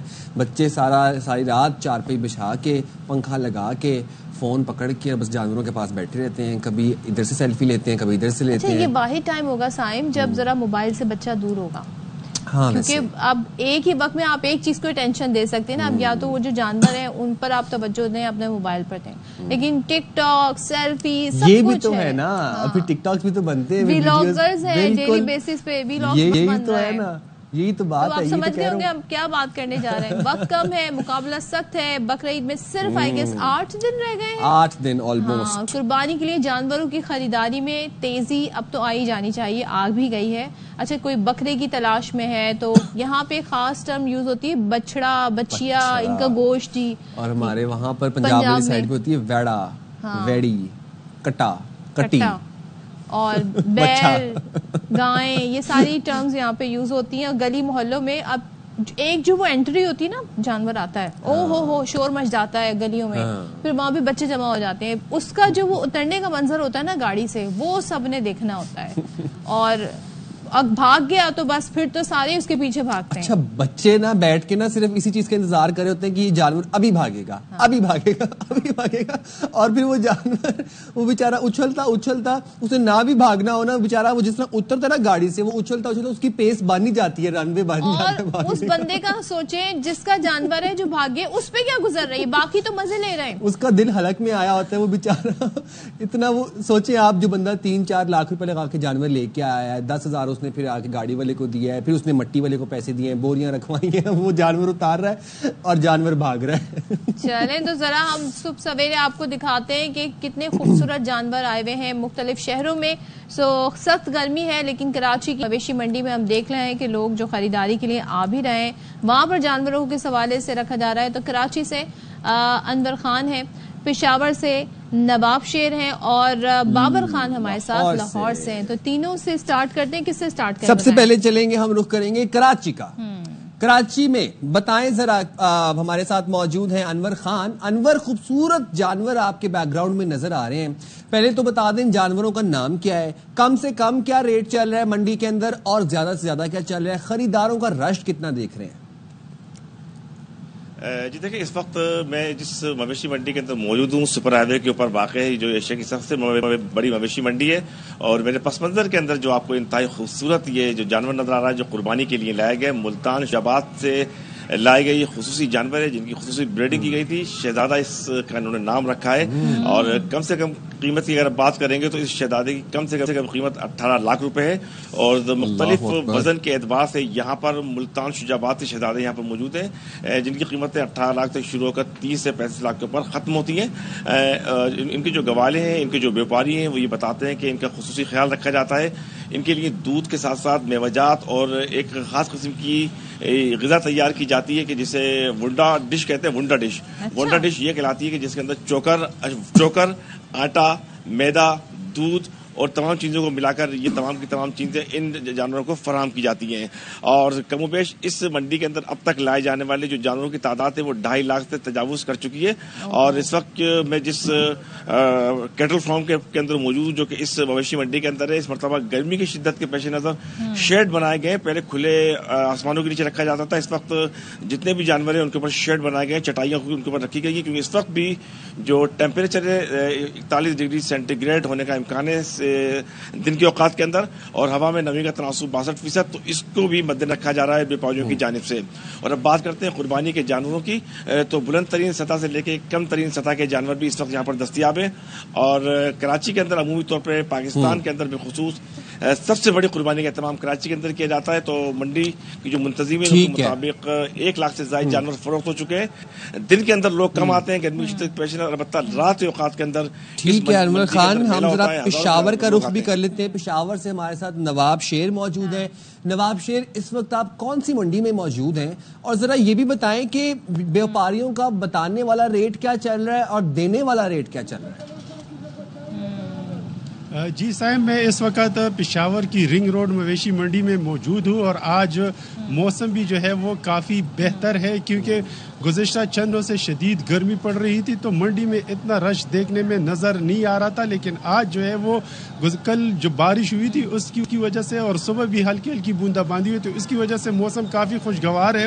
लोगों ने जो है वो मुख्तलिफ मवेशी मंडियों का रुख किया है और हम इस वक्त रिंग रोड की मंडी में मौजूद है और यहाँ पर जो है वो पंजाब भर और खैबर पुख्तनख्वा से जानवर लाए गए हैं। लेकिन यहाँ बहुत सारे जानवर हैं, लेकिन 2 बैल जो है वो सबकी तवज्जो का मरकज बने हुए हैं, क्योंकि वो काफ़ी खूबसूरत है और दोनों जो है वो सफ़ेद रंग के हैं। और व्यापारी जो है उसका रेट दोनों का बता रहे हैं 32 लाख, क्योंकि उनका कहना है कि एक जानवर की कीमत जो है वो 16-16 लाख है। और उन्होंने बड़े नाज नखरे और उससे इन 2 जानवरों को पाला है और खुसूसी खुराक जो है इन दोनों जानवरों को देते हैं। वजन के एतबार से वो इतने बड़े नहीं है, लेकिन वो काफ़ी खूबसूरत है, तो इस वजह से जो है वो सारे लोगों की तवज्जो का मरकज बने हुए। उनका उसने नाम रखा है बंटी और बबली। तो बंटी और बबली जो है वो इस वक्त पेशावर की रिंग रोड मंडी में सबकी तवज्जो का मरकज बने हुए हैं। और अगर रेट की बात की जाए तो पेशावर में जानवरों की कीमतें जो है वो आसमान से बातें कर रहे हैं और पिछले साल के मुकाबले में जो है वो रेट दुगना है। यहाँ पर कम से कम जो बैल है जिसकी वजन जो कम से कम हो उनकी कीमत जो है वो 1.5 लाख से लेकर जो यहाँ पर जो जानवर है वो 50 लाख तक यहाँ पर जानवर जो है वो मिल रहे हैं। और शहरी जो है वो इस वक्त जानवरों की खरीदारी कर रहे हैं, लेकिन महंगाई के बायस अक्सर जो शहरी है उनको मायूस लौटना पड़ रहा है। शहरियों का यही कहना है कि सही है, महंगाई है, लेकिन इतनी भी महंगाई नहीं है जितने व्यापारियों ने जो है वो किया हुआ है। लेकिन दूसरी जानिब व्यापारियों का भी यही कहना है कि महंगाई के बायस उनको भी जो जानवर है वो महंगे मिल रहे हैं और इसी वजह से वो महंगे भी मिल रहे हैं। उनका यही कहना है कि जानवरों को जो चारा वगैरह है और उन पर जो ट्रांसपोर्ट का खर्चा है वो भी काफ़ी ज़्यादा आता है, तो इस वजह से वो नुकसान तो नहीं कर सकते, लाजमी बात है वो महंगे ही फरोख्त कर रहे हैं। तो जो है वो बहुत उरूज पर। माजी में हमने देखा है कि पेशावर से अफगानिस्तान और क्वेटा से अफगानिस्तान जाया करते थे जानवर, तो अभी भी ये सिलसिला जारी है या ये रुक गया ये सिलसिला? नहीं, इस दफ़ा जो है वो काफ़ी सख्ती की हुई है। इस दफ़ा जो है वो इतने जानवर अफगानिस्तान नहीं जा रहे, लेकिन फिर भी जो है वो थोड़े बहुत जो दूसरे रास्ते वहाँ से अफगानिस्तान जा रहे हैं। लेकिन इस दफ़ा जो है वो काफ़ी सख्ती की है और वो जो छोटे जानवर है जो दुम्बे और बकरे हैं उनकी जो है वो अफगानिस्तान बहुत ज़्यादा उनको लेकर जाया जा रहा है। लेकिन जो गाय बैल है उन पर काफ़ी सख्ती और काफ़ी चेक एंड बैलेंस है, तो ये वजह है कि वहाँ पर इसको इतना नहीं लेके जा रहे। लेकिन फिर भी जो है वो इनकी कीमतें जो है वो आसमान से बातें कर रही है और शहरी यही गिला कर रहे हैं कि पिछले साल के मुकाबले में इस साल इनकी कीमतें बहुत ज़्यादा है। पिछले साल जो 1.5 लाख का जो जानवर मिल रहा था, अब उनकी कीमत जो है वो 3 और 3.5 लाख रुपए में मिल रहे हैं। तो यही वजह है कि बहुत सारे शहरी जो है वो सिर्फ मंडी का चक्कर लगा रहे हैं और मंडी की चक्करों पे चक्कर लगा के उनको मायूस लौटना पड़ रहा है। और दिन करीब आए ईद के तो फिर जरा दाम शायद गिरे। अच्छा, बाबर जो है ना वो काफी देर से खड़े हैं, धूप भी है। वैसे तो बारिशें हो रही हैं पंजाब में, लेकिन आज लग रहा है काफी धूप निकली हुई है। तो बाबर किधर मौजूद हैं इस वक्त, कौन सी मंडी में हैं, क्या रेट चल रहा है, खरीदारों का कितना रश देख रहे हैं, जरा बताइएगा। हाँ जी बिल्कुल, मैं इस वक्त मनावा मंडी में मौजूद हूँ जो कि लाहौर की दूसरी बड़ी मंडी है। यहाँ पर जानवर तो काफ़ी आए हैं लेकिन खरीदार नजर नहीं आ रहा और जो खरीदार है उनका ये कहना है कि खुद साख्ता तौर पर महंगाई की गई है और रेट इतना महंगा जाता है कि जो खरीदार है उनकी पहुंच से दूर होता है। यहाँ पर जो बैल है एक जिसका नाम बबलू रखा गया, उसकी 22 लाख रुपया उसकी कीमत मांगी जा रही है और कहा यह जा रहा है कि इसको बड़े नाजों से जो उसका मालिक है खुद तो बड़ा दुबला पतला है, उसने लगता है ना इसी को सिर्फ खिलाया है बबलू को खुद तो यानी कि वो दुबला पतला है। अच्छा। और वो उसका ये कहना है कि उसने बड़े नाजों के साथ इसे पाला है। पंजाब के जितने भी शहर हैं, शुजाबाद, मुल्तान, वहां से यहाँ जानवर लाए गए हैं और यहाँ पर जो रश है दिन के टाइम बिल्कुल रश नहीं होता। आज तो फिर भी कदरे हवा चल रही है, मौसम बेहतर है। لیکن گرمی کی شدت کی وجہ سے جو گاہک ہیں جو خریدار ہے وہ دوپہر کے ٹائم یا صبح کے ٹائم نہیں آتے. تو بابر ابھی ہم دیکھ رہے ہیں کہ ہوائیں چل رہی ہیں اور بڑا اچھا موسم قدرے بہتر ہو رہا ہے لاہور کے اندر. اگر بارش ہو جاتی ہے منڈی گرتی دیکھ رہے ہیں؟ دیکھیں جی بالکل جو ہے نا بارش ہوگی تو پھر یہ جو جانور ہیں ان کو سنبھالنا مشکل ہوگا. گورنمنٹ جو ہے گورنمنٹ نے شاہپور کانجرا کی منڈی کو تو بہتر کر دیا, لیکن یہاں پہ اپنی مدد آپ کے تحت انہوں نے ٹینٹ لگائے ہوئے ہیں اور یہاں پر ان کے شکایات کی ہیں کہ جی یہاں پانی کے لیے پانی کا انتظام نہیں ہے, نہ ہی جانوروں کے لیے نہ ہی انسانوں کے پینے کے لیے. یہاں جو تندور گورنمنٹ نے لگوایا ہوا روٹی بھی 25 روپے کی یہاں پر فروخت کی جا رہی ہے. اور پردیسی جو دوسرے شہروں سے آئے ہوئے ہیں ان کی مجبوری ہوتی ہے کہ یہاں پر انہوں نے کھانا بھی لینا ہے. ان کا یہ کہنا ہے کہ جانور اس مرتبہ اس لیے مہنگے ہیں کہ ٹرانسپورٹ اور دیگر جو اخراجات ہیں, چارے کے جو اخراجات ہیں وہ کافی مہنگے ہیں جس کی وجہ سے زیادہ ہے. ابھی مارکیٹ بالکل جو خریدار ہے وہ بالکل نظر نہیں آ رہا اور لوگ بھی یہی چاہتے ہیں کہ موسم جو نا بہتر ہو, کیونکہ گرمی کی شدت میں جانور کو گھروں میں سنبھالنا بھی مشکل ہو جاتا ہے. یہ بھی وجہ کہنا کہ جب عید کے نزدیک آ کر وہ جانور خریدیں تاکہ وہ جو اپنا قربانی کر سکیں. اور ابھی جانور یہاں پر موجود تو ہیں, بکرے بھی ہیں, بیل بھی ہیں, سارا کچھ ہے, لیکن ابھی تک خریدار نظر نہیں آ رہے. دیکھتے ہیں ٹھنڈا جب موسم ہوتا ہے تو پھر خریداروں کا رش بڑھے گا. تھینک یو سو مچ بابر. نواب شیر اور ہمارے ساتھ انور خان تھے. اب مسئلہ یہ ہے کہ اب ڈیجیٹل دور ہے تو مارکیٹنگ بڑے ڈیجیٹلی طریقے سے بھی ہو رہی ہے, یعنی کہ اب آن لائن بھی وہ بتاتے ہیں ہمارے پاس یہ ببلو ہے, یہ بنٹی ہے اور کون سی جگہ پہ منڈی لگی ہے, دیکھیں کیسے انتظامات ہیں, اسے ہم کیا کھلاتے ہیں. تو وہ آلریڈی جو ہے جانور بک گیا ہوتا ہے اور اس کے بعد وہ پھر اس منڈی کا اکثر لوگ رخ کرتے ہیں. تو آن لائن بھی بہت ساری سرچ ہو رہی ہیں. ہاں جی, تو یہ ہے. ویسے جب آپ لاکھوں کا جانور لا رہے ہیں, گرمی بہت ہے تو ہیٹ اسٹروک کا بھی بڑا ڈر ہے. جب انسان نڈھال ہو رہا ہے تو وہ جانور بیچارہ جو سارا دن گرمی میں بیٹھا رہے گا, دھوپ میں بیٹھا رہے گا, اس کے کیا حل ہوں گے. تو بہت سارے مسائل ہیں. پھر وہ سفر کر کے بھی آیا ہوا ہوتا ہے, اس کو کس طرح کی غذا دینی چاہیے, کیا چیزیں اچھی ہیں اس کے لیے. اور اکثر و بیشتر ہم دیکھتے ہیں اس کے آگے جو چارہ ہے وہ 24 گھنٹے رکھا رہتا ہے, پھر وہ کھانا چھوڑ دیتا ہے. تو یہ والے جو مسائل ہیں ان پہ کیسے قابو پایا جا سکتا ہے. اچھا, پھر اس کے بعد کچھ علاقے کے خود ساختہ ڈاکٹرز ہی بن جاتے ہیں جن کے اپنے مشورے ہوتے ہیں کہ اب اس کو یہ کھلا دو, اب اس کو یہ کھلا دو, باجرے کا پانی پلا دو, اچھا اس کے بعد ونڈا ایسے بنا لو, چورا ڈال دو, یہ بھی ایک ماحول ہوتا ہے. اور وہ جو بادام کھلا رہے ہیں نا وہ کھلا رہے ہیں. آپ اپنی کوشش کیجیے گا کہ بادام اور دالیں دودھ پلانے لگ جاتے ہیں, بادام کھلانے لگ جاتے ہیں. چلیں تو ہم بات کر لیتے ہیں اسی حوالے سے. ویٹرنری میڈیسن نصیب اللہ ملک ہمارے ساتھ موجود ہے. ڈاکٹر نصیب اللہ, تھینک یو سو مچ.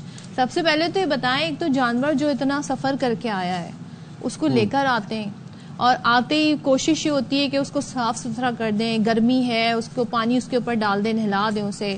تو یہ طریقہ ٹھیک ہے یا اس کو پراپر ایک ٹائم دینا چاہیے تاکہ وہ اپنے ماحول میں ذرا ایڈجسٹ ہو جائے؟ دیکھیں, فرسٹ آف آل جانور ایک آ رہا ہے جو ہے نا 3-4 جو ہے نا اضلاع سے بھی اگر جانور آ رہا ہے نا تو وہ اس کا باڈی ٹیمپریچر جو ہے نا وہ بالکل بڑا ہوا ہوتا ہے. ٹھیک ہے نا. تو کم سے کم جانور جب اتر رہا ہے, اترتے وقت تو یہ ہوتا ہے جانور پورا اسٹریس میں ہوتا ہے. تو ہمارے یہاں یہ ہوتا ہے کہ عوام ہوتی ہے, بچے ہوتے ہیں, وہ چلانا چلم چلی یہ وہ, تو جانور اور اسٹریس میں چلا جاتا ہے. تو جانور جیسے ہی اترا تو اس کا آنر بولے گا یار جو ہے نا فلاں کا جانور مجھے میرے جانور سے صاف نظر آ رہا ہے, تو وہ اسی ٹائم جانور کو نہلا دیتے ہیں. تو یہ ایک عمل غلط ہے. جانور جیسے ہی پہنچتا ہے کم سے کم آپ اس کو 1 گھنٹے کا ٹائم ضرور دیں. ٹھیک ہے, اس کو چھوڑ دیں کیونکہ اس کو باڈی پین ہوتا ہے.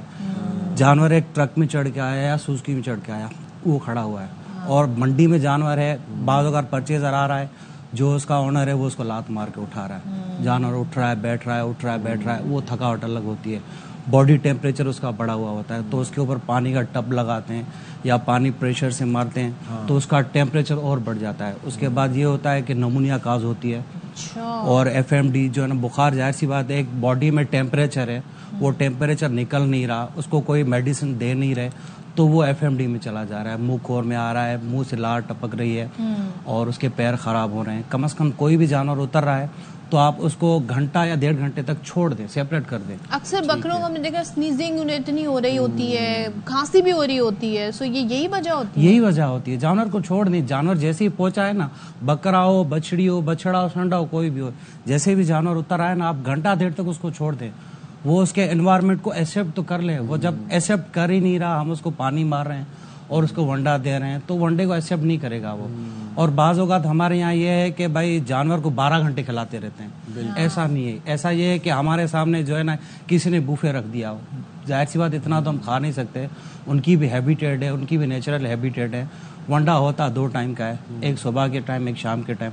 آپ ان کو دیں گے, وہ پراپر ونڈا انٹیک بھی کر لے گا, پراپر پانی بھی پی لے گا, اور اپنے آپ کو صحت یاب بھی رکھے گا, پراپر اٹھے گا, پراپر بیٹھے گا. اگر آپ 12 ہی گھنٹے اس کو دو گے, وہ بھرا ہوا ہوگا نا, تو وہ ایڈجسٹ نہیں کر پائے گا. پھر کہتے ہیں جی کھا نہیں رہا کچھ. اب تو یہی ہوتا ہے نا, جانور کو 12 گھنٹے کھلائیں گے نا تو جانور کہاں کھائے گا.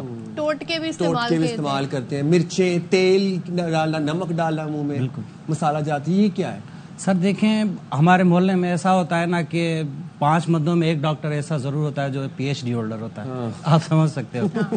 تو یہ ہوتا ہے پروفیشنل, ہم جو ہے نا سرو کرنے کے لیے بیٹھے ہوئے ہیں. بعض اوقات ایسے ہوتا ہے وہ اپنا سارا ہربا استعمال کر چکے ہوتے ہیں. جیسے ہیٹ اسٹروک پہ آ جائیں, ہیٹ اسٹروک میں یہ ہو جاتا ہے کہ بھائی جو ہے نا میرا جانور ہیٹ اسٹروک میں آ گیا نا, یار فلاں کا جانور ہیٹ اسٹروک میں آیا تھا, ہم نے پیناڈال ٹیبلٹ دی تھی, سر پہ پانی مارا تھا, وہ تو سیٹ ہو گیا. کتنی ٹیبلٹ دی ہوں گی جانور کو؟ 5-6 ٹیبلٹ دیے, پر وہ آلریڈی ڈی ہائیڈریٹ ہو چکا ہے. اب اس کو ہم نے ری ہائیڈریٹ کرنا ہے, مشروبات دینا ہے, اس کے باڈی ٹیمپریچر کو ڈاؤن کرنا ہے, فلوئڈ تھراپی کرنی ہے, ڈرپس لگتی ہیں, پراپر ٹریٹمنٹ ہوتی ہے, پھر جا کے جانور اسٹیبل ہوتا ہے. ہمارے ہاں یہ ہوتا ہے پانی پلا دو, ٹھنڈا پانی پلا دو, گنے کا جوس پلا دو. یہ عمل اچھا ہے, پر ایک پروفیشنل سے ضرور بات کرنی چاہیے. جو ڈاکٹر بیٹھا ہے نا, ORS بھی پلاتے ہیں تو وہ ٹھیک ہے, ORS پلا سکتے ہیں. دیکھیں جیسے ہی جانور ہیٹ اسٹروک میں آ رہا ہے نا, تو پہلے ہم نے یہ کرنا ہوتا ہے کہ اس کو ORS یا گلوکوز لازمی دینا ہوتا ہے. اس کے بعد اس کے باڈی ٹیمپریچر کو ڈاؤن کرنا پڑتا ہے. اس کے باڈی ٹیمپریچر کو گرا کے پھر کسی ڈاکٹر سے رجوع کرنا پڑتی ہے. ہو سکتا ہے اس کو ڈی ہائیڈریٹ میں ہو گیا ہو, اس کو ری ہائیڈریٹ کرنا ہوتا ہے آپ نے. پھر فلوئڈ تھراپی ہوتی ہے, ٹریٹمنٹ ہوتی ہے, میڈیسنس لگتی ہے, وہ لازمی اپلائی کرنی ہوتی ہے. اچھا, اب ہم ڈاکٹر صاحب کراچی میں سندھ سے رہ رہے ہیں, کراچی میں گرمی ہے بہت زیادہ, ٹھیک ہے. اب 2 چیزیں میں نے آپ سے پوچھنی ہے. ایک تو مجھے یہ بتائیں کہ بڑے جانور کے اوپر گیلا تولیہ مار سکتے ہیں. دوسری بات مجھے یہ بتائیں کہ جو کار واش سینٹرز میں جانوروں کو لے جا کے پریشر کے ساتھ پانی مار کے اور صابن لگا کے جو واش کروانے کا سلسلہ ہے, یہ ٹھیک ہے؟ نہیں سر, یہ غلط عمل ہے نا. پریشر پائپ کے ساتھ جو پانی آتا ہے, دیکھیں جب بھی آپ سروس پہ جائیں گے نا, تو وہاں پہ لکھا ہوتا ہے ناٹ فار اینیمل یوز, جانوروں کے یوز کے لیے نہیں ہے. وہ پریشر ہوتا ہے, آپ زمین پہ مارو گے نا, زمین پہ سوراخ کر دیتی ہے. تو اس جانور کو ٹیشوز ہوتی ہیں, پھر جو ہے نا 3-4 قسم کی لیئرز ہوتی ہیں. ظاہر سی بات, ہم پریشر سے پانی لگائیں گے, اس کو تکلیف تو ہوتی ہوگی. عمل یہ تھا, ہاں آنکھوں پہ مارتے ہیں. عمل یہ ہے کہ آپ کا جو گولڈن ٹائم آپ شاور ہے نا, آپ 3 سے لے کر 5 کے ٹائم میں, ٹھیک ہے, شاور دے کر اس کو جو ہے نا الگ کر کے باندھ دینا ہے. ہمارے یہاں ایسے ہوتا ہے کہ جانور کو 12 بجے, 1 بجے, 2 بجے جانور کو نلا کے پھر دھوپ میں کھڑا کر دیتے ہیں. دھوپ میں کھڑا کر دیتے ہیں تاکہ سوکھ جائے. یہ ہے کہ آپ 3-4 بجے جانور کو شاور دے دیں. 3-4 گھنٹے شاور دینے کے بعد اس کو تھوڑی دیر کے لیے دھوپ پہ کھڑا کر کے پھر آپ ونڈے پہ لے آئیں گے نا, تو وہ پورا ونڈا بھی کھا چکا ہوگا. پھر ونڈا کرنے کے بعد جو ہے نا اس کو آپ پانی دے دیں. پھر اس کے بعد توڑی رکھ دیں, جس کو ہم ریفیجز بولتے ہیں. پھر گیلا ٹوالیا ہو گیا, اس سے صاف کریں. وہ بالکل اس کی اسکن ایسی شائنی ہوگی, وہ آپ جانور دیکھو گے نا اور آپ کو دیکھتے ہی لگے گا ہاں یہ میں قربانی کر رہا ہوں اللہ کے نام پہ, یہ میری چیز ہے. زبردست. اچھا, ایک اور چیز, یہ جو ہم پکے فرش کے اوپر یا سڑک کے اوپر جانوروں کو باندھ دیتے ہیں اور اس کے بعد پھر ہم دوڑاتے بھی ہیں, پوری رات محلے میں لے کے گھومتے ہیں, بکروں کو بھی, بڑے جانوروں کو بھی باقاعدہ ان کو ایسے پراپر ان کو واک کرواتے ہیں اور بھگاتے ہیں, یہ کتنا خطرناک ہے یا کتنا ہیزارڈس ہے جانوروں کے لیے؟ سر دیکھیں, بعض اوقات ابھی ہم کراچی کے جو سچویشن دیکھ رہے ہیں, جگہ جگہ پہ کھڈے لگے ہوئے ہیں, روڈ ٹوٹی ہوئی ہے, بجری ہے, پتھر ہے, کیل ہے. وہ جانور کا کھور جو ہوتا ہے نا, پیر ہوتا ہے, اتنا نرم ہوتا ہے, اگر اس میں کوئی کیل وغیرہ گھس گئی نا تو اس کو سیٹ کرنے میں 8 سے 10 دن کا پروسیس لگ جاتا ہے. اس کو پراپر واش کرنا پڑتا ہے, آیوڈین سے واش کرنا پڑتا ہے, ٹریٹمنٹ کرنی پڑتی ہے, اور پوری رات جانور کو بھگاتے رہتے ہیں. تو ظاہر سی بات ہے, ہم تھوڑی رننگ کریں گے ہم بھی تھک جائیں گے. پھر تھکنے کے بعد اس جانور کو اپنے کھوٹے پہ تو لے آ رہے ہیں, پھر بھی ونڈا کھلا رہے ہیں, ونڈا نہیں کھا رہے. خوراک کیا ہو آئیڈیلی؟ دیکھیں اس میں یہ ہوتا ہے کہ گرین فاڈر ہم یوز کر سکتے ہیں اس میں, جس میں کتر ہو گئی, اس کے بعد چنا اٹی ہوتی ہے, اور اس کے بعد چھلکا ہوتا ہے, اس کے بعد چوکر ہوتی ہے, اس کو پراپر مکس کرنے کے بعد بعض اوقات یہ ہوتا ہے کہ پنجاب کے جانور کچھ ایسے ہوتے ہیں جو گرین فارڈر پہ نہیں ہوتے, وہ صرف توڑی پہ ہوتے ہیں, اور انٹیریئر سندھ کے جانور ایسے ہوتے ہیں جو توڑی پر بھی ہوتے ہیں اور کتر بھی پہ بھی ہوتے ہیں. تو جب بھی آپ ایک جانور کو لا رہے ہیں نا, تو پہلے آپ اس کو تھوڑی تھوڑی چیز دے دیں, وہ کیا کھا رہا ہے کیا نہیں کھا رہا, اس کے بعد اس کی کوانٹٹی آپ انہینس کر سکتے ہیں. اچھا ڈاکٹر صاحب, آپ نے بڑا اچھے سے ہمارے ویورز کو گائیڈ کر رہے ہیں اسٹیپ بائی اسٹیپ. ذرا یہ بات بتائیے گا کہ یہ جو جانوروں کی آرائش کے لیے ان کو وہ جو گہنے پہنا دیے جاتے ہیں, وہ جو چھن ہوتی ہے, پائل بولتے ہیں جسے, یہ جانوروں کے لیے صحیح ہے؟ سر دیکھیں, کچھ جانور ایسے ہوتے ہیں جو اس کو ایکسیپٹ کر لیتے ہیں, کچھ جانور ایسے ہوتے ہیں وہ چھن کی آواز سے ایگریسو ہو جاتے ہیں, تو پھر وہ بھاگنا شروع کر دیتے ہیں, پھر کسی بندے کو انجرڈ کر دیتے ہیں, کسی پول میں کسی گاڑی میں ٹکر مار دیتے ہیں, وہ اپنے آپ کو بھی جو ہے نا وہ انجرڈ کر دیتے ہیں نا. تو میری نظر میں یہ عمل کچھ جانور ایکسیپٹ کرتے ہیں, کچھ جانور ایکسیپٹ نہیں کرتے. ہاؤ ڈو وی نو کہ کیسے پتہ چلے گی؟ دیکھیں, جب بھی آپ جانور کو وہ پائل پہنائیں گے, وہ تھوڑا سا گھومے گا, چھن کی آواز آئے گی نا اس کو, تو وہ اپنے آپ کو فیل کروائے گا کہ بھائی میں ابھی ایگریسو موڈ میں ہوں, ابھی میں ٹھنڈا ہوں, ایگریسو ہو جائے گا. جی ایگریسو ہو جائے. عموماً 90% جو ہے نا جانور وہ ایگریسو ہو جاتے ہیں.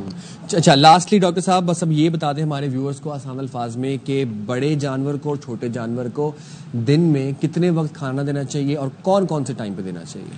دیکھیں سر, جانور کا پراپر ونڈا ہوتا ہے دن میں 2 مرتبہ. ٹھیک ہے. اس میں ایسے ہوتا ہے آپ صبح کو جو 6 بجے دے سکتے ہیں, 4 بجے دے سکتے ہیں. ٹھیک ہے. پھر اس کے بعد آپ شام کو 3 بجے ونڈا دے دیں یا 4 بجے ونڈا دے دیں, پر ونڈا آپ نے کروانا ہے شاور کے بعد. ٹھیک ہے. کیونکہ اس وقت کراچی کی جو سچویشن چل رہی ہے, گرمی چل رہی ہے نا, تو جانور کا باڈی ٹیمپریچر بڑھا ہوا ہوگا, وہ جانور انٹیک نہیں کر پائے گا. پہلے آپ ایسا کریں, اس جانور کو پراپر شاور دے دیں. ٹھیک ہے. اس کے بعد آدھے گھنٹے کے بعد آپ اس کو ونڈا دیں گے نا, تو وہ پراپر پورا ونڈا ختم کر چکا ہوگا. ٹھیک ہے. تو ایک آپ کہہ رہے ہیں کہ صبح 6 بجے یا 4 بجے, جی, اور ایک جو ہے وہ دوپہر کے آپ 4 بجے, دوپہر کے 4 بجے, اس کے بعد بس پھر. ہاں ٹھیک ہے. بہت شکریہ ڈاکٹر نسیم اللہ ہمارے ساتھ موجود تھے اور بہت اسٹیپ بائی اسٹیپ ڈیٹیللی پریسائزلی آپ گائیڈ کیا. تھینک یو ویری مچ. اور آئی ہوپ کہ جو ہمارے ناظرین ہیں انہوں نے بھی دیکھا ہوگا, بہت ساری معلومات میں ان کی بھی اضافہ ہوگا, کیونکہ ہم اس کے اپوزٹ ہی ٹرینڈ دیکھ رہے ہیں. خاص طور پہ جو آپ نے بتایا ایکسیسریز جو ہوتی ہیں اس سے جانور ایگریسو ہو جاتا ہے, کھانا کتنے ٹائم دینا ہے, بہت سارے ایشوز ہیں. چلیں جی, ہم جائیں چھوٹی سی بریک پہ, حاضر ہوں گے بریک کے بعد نئی خبروں کے ساتھ. اسٹے ود اس.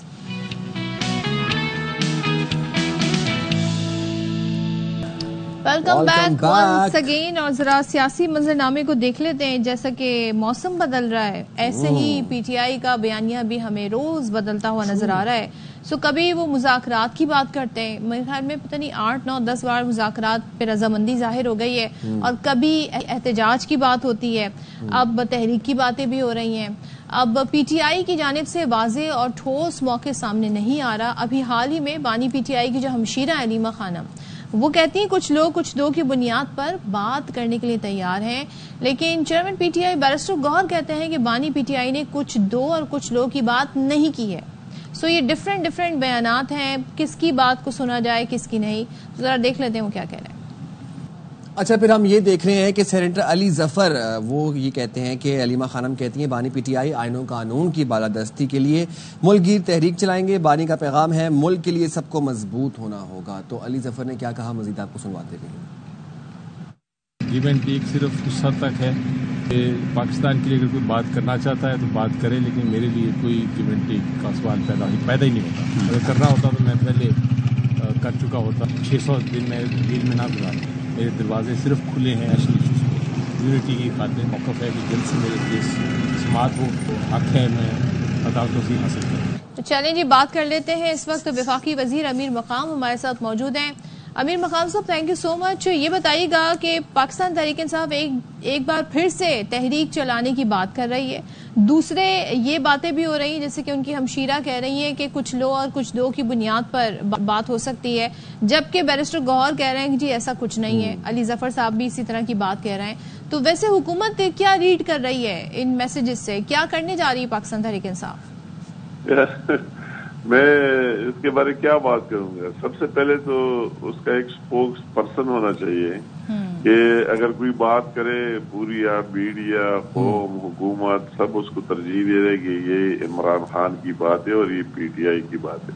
سب سے پہلے تو وہی کرانا چاہیے. ابھی کس کے کہنے پر یقین کیا جائے کہ اس کے بہنے ان کا ایک سٹانس ہے، اس کا جو بیرسٹر گوہر صاحب ہے اس کا چیئرمین اس کا دوسرا سٹانس ہے، اس کا پھر سیکرٹری جنرل صاحب ہے اس کا تیسرا سٹانس ہے. وہ تو بیرسٹر گوہر صاحب کو مانتے ہی نہیں ہے، وہ راجہ صاحب جو ہے جو ہمارا وکیل ہے. اس کے بعد پھر علی ظفر صاحب کا اور سٹانس ہے، اس کے اور کئی لیڈر ہیں ان کے اپنے ساتھ ہے. علی امین گنڈاپور کا اپنا سٹانس ہے، اور وہی ایک سواتی وہ کہتے ہیں میں اندر ملا مگر خان صاحب نے یہ کہا، اس کا اپنا سٹانس ہے.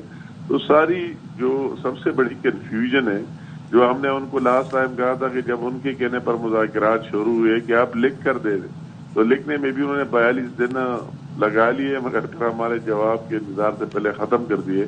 تو سب سے پہلے ان کو عمران خان کو اپنے دستخط سے نوٹیفائی کر لینا چاہیے کہ فلاں بندہ جو بات کرے گا وہی میرا اسپوکس پرسن ہے، اس کو اختیار ہے. تو تب کوئی بھی اس کو سیریس لے گا. تو ابھی تو کوئی اس کو سیریس لینے کے لیے تیار ہی نہیں ہے. وہ ایک بات کرتے ہیں، دوسرا دوسری بات کرتے ہیں، تیسرا تیسری بات کرتے ہیں. تو ان کا یہ المیہ ہے. یہ تو اسی طرح ایک اچار اور مربے کی طرح کس طرح اکٹھے ہوئے ہیں، نہ ان کا ایک سٹانس ہے نہ ان کی ایک بات ہے. تو سب سے بڑی بات جو آپ نے اپنے انٹرو میں کہہ دیا کہ جو بھی بات سیریس لیا جائے گا، ابھی اس کو سیریس اس لیے نہیں لیا جا رہا ہے کہ کوئی بات ہے کہ ایک بات دوسرے کی دوسری بات تیسرے کی تیسری بات. تو اس پر کوئی یقین ہی نہیں کرتا ہے کہ ہم کس کی بات کو مانیں، کس پر یقین کریں. میں یہی بات میں امیر مقام صاحب آپ سے پوچھنا چاہ رہا تھا. میں یہی بات آپ سے پوچھنا چاہ رہا تھا کہ اب پی ٹی آئی کی جانب سے کوئی ایک واضح موقف سامنے نہیں آ رہا. ہر رہنما جو ہے وہ مختلف بات کر رہا ہے. اب ہم دیکھ رہے ہیں جو تحریک چلانے کی بات کی جا رہی ہے پی ٹی آئی کی جانب سے، کیا حکومت کے لیے تحریک پریشانی کا باعث بن سکتی ہے، خاص طور پر اب جبکہ بجٹ سر پر ہے؟ اب ہم نے ان کے سارے تحریک دیکھ لیے اور وہی اسلام آباد پر قبضے کی تحریک بھی دیکھ لیا. اس میں اس کی میسز بھی شامل تھی، اس کے چیف منسٹر کے پی بھی شامل تھا. ان کے جو تحریکیں چلتے وہ تو صرف کے پی کے سے چلتے. وہی ہمارے جو پختون بھائی ایموشنل جذباتی، وہی ابھی ان کا وہی چیز بھی ٹس ہو گیا ہے. وہی بھی ابھی وہی پختون بھی کہتے کے پی کے لوگ کہ جس طرح ہمیں 2 دفعہ ورغلائے اور اسلام آباد لے کے گئے اور پھر ہمیں پتہ ہی نہیں لگا، جنوں کی طرح غائب ہو گئے. ان کے ساتھ جنات تھے. جب ہم پتہ کر رہے تھے تو وہی پشاور پہنچ گئے تھے اور ہم یا کوئی جیلوں میں کوئی کیا فیس کر رہے تھے. تو میں کہتا ہوں کوئی پریشانی کی بات نہیں. اسی ٹائم جو ان کا اس طرح ایک بہت بڑا چرچا اور جوش اور یہی تھا، تو اسی ٹائم بھی ہم پریشان نہیں ہوئے. تو ابھی تو پریشان ہونے کا سوال ہی پیدا نہیں ہوتا. اور ان کے ساتھ کسی کے نکلنے کے لیے، اس احتجاج کے لیے آنے کا سوال بھی پیدا نہیں ہوتا. اگر انہوں نے کوشش کی تو آپ دیکھیں گے کہ ان کے ساتھ کتنے لوگ آتے اور کیا احتجاج ہے. کچھ ہی نہیں ہوگا، اللہ خیر کرے گا. ہم نے ان کے بڑے بڑے دعوے اور وہ دیکھ لیے اور وہ بھی ہوا میں اڑ گئے. تو ابھی کیا ہوگا اور کیا نہیں ہوگا، اس طرح ہمارے لیے کوئی پریشانی کی بات نہیں ہے. ان ساری باتوں کے باوجود لیکن پریشانی کی بات اپنی جگہ، مگر ان کی ہمشیرہ جب کچھ دو کی بات کر رہی ہیں تو کیا وہ کوئی مذاکرات کا اندیا دے رہی ہیں، کوئی بات چیت کا اندیا دے رہی ہیں؟ میں ان کے تو کوئی 10 اسٹیٹمنٹ مختلف لوگوں کو آ رہے ہیں. آپ دیکھ رہے ہیں، کوئی کہتا ہے کہ مجھے کہا گیا ہے کہ نکل جاؤ، مجھے نکالو، جس سے بات کرنی ہے. کہ کسی نے کیا کہا، کسی نے کیا کہا، وہ ایک اور کہانی اور بات ہے. ان کی جہاں تک یہ ڈیمانڈ کی اگر آتی بھی ہے تو اس میں ہماری حکومت یا کسی کے کیا کام ہے. وہ تو عدالتوں میں ان کے مقدمات ہیں، بڑے بیرسٹر ان کے ساتھ ہیں.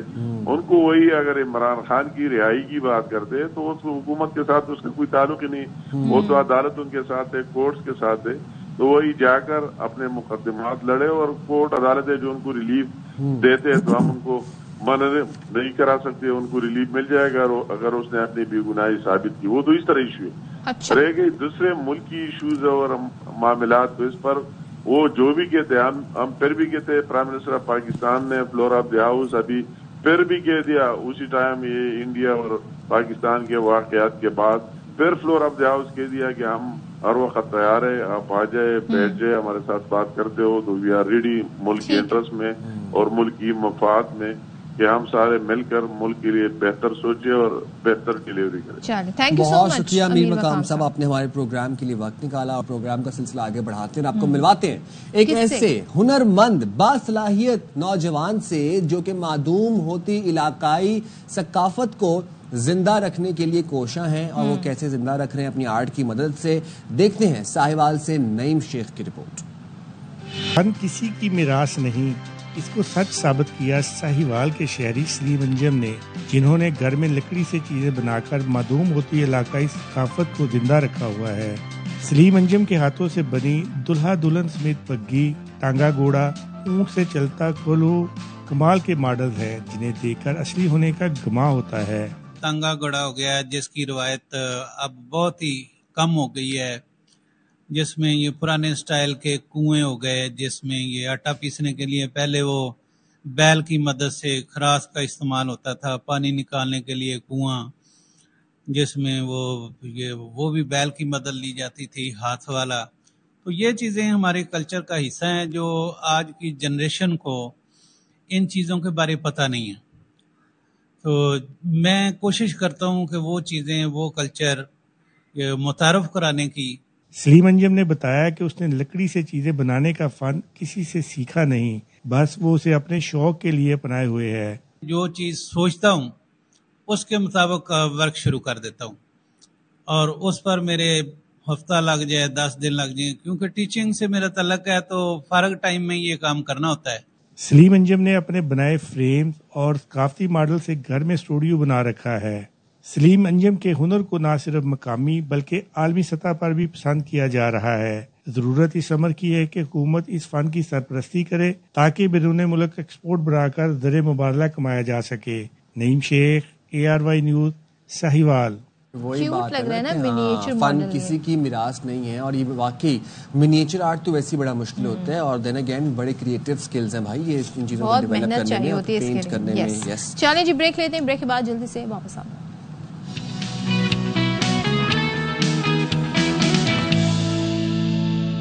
Welcome back. ویسے تو سائم آپ ہر وقت یہ کہتے رہتے ہیں مسئلہ ہے کھانا، کیونکہ آپ اکیلے رہتے ہیں تو کھانے کا بڑا مسئلہ ہوتا ہے، زیادہ تر آپ باہر فوڈ پہ ریلائی کرتے ہیں، لیکن گھر میں کچھ بنانا ہو تو کون سا آئٹم ہے جو بنا لیتے ہیں؟ دیکھیں بھائی، پوٹیٹو. آپ کو بھوک لگ رہی ہے، آپ پوٹیٹوز کو میش کر لو. آپ کو اور بھوک لگ رہی ہے، آپ پوٹیٹو کے فرائز بنا لو. ہاں، میش پوٹیٹوز بنا لو.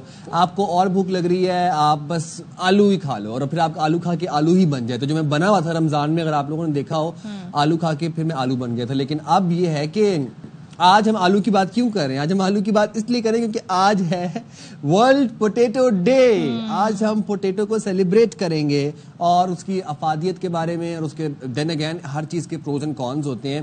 اگر آپ اس کو ایکسیس میں لیں گے تو اس کے کیا نقصانات ہوں گے وہ بھی آپ کو بتائیں گے. پوٹیٹو کو آپ کس کس کھانے میں استعمال کر سکتے ہیں یہ بھی بتائیں گے. آلو چکن، آلو مٹر، آلو بینگن، آلو انڈے، آلو چاول، بریانی میں آلو قیمہ، سب کی مطلب ہر چیز میں. بچوں کو فرینچ فرائز بہت پسند ہوتے ہیں. صبح سے اس کے فائدے کیا ہیں؟ اتنا آلو کھانا ٹھیک ہے کہ نہیں؟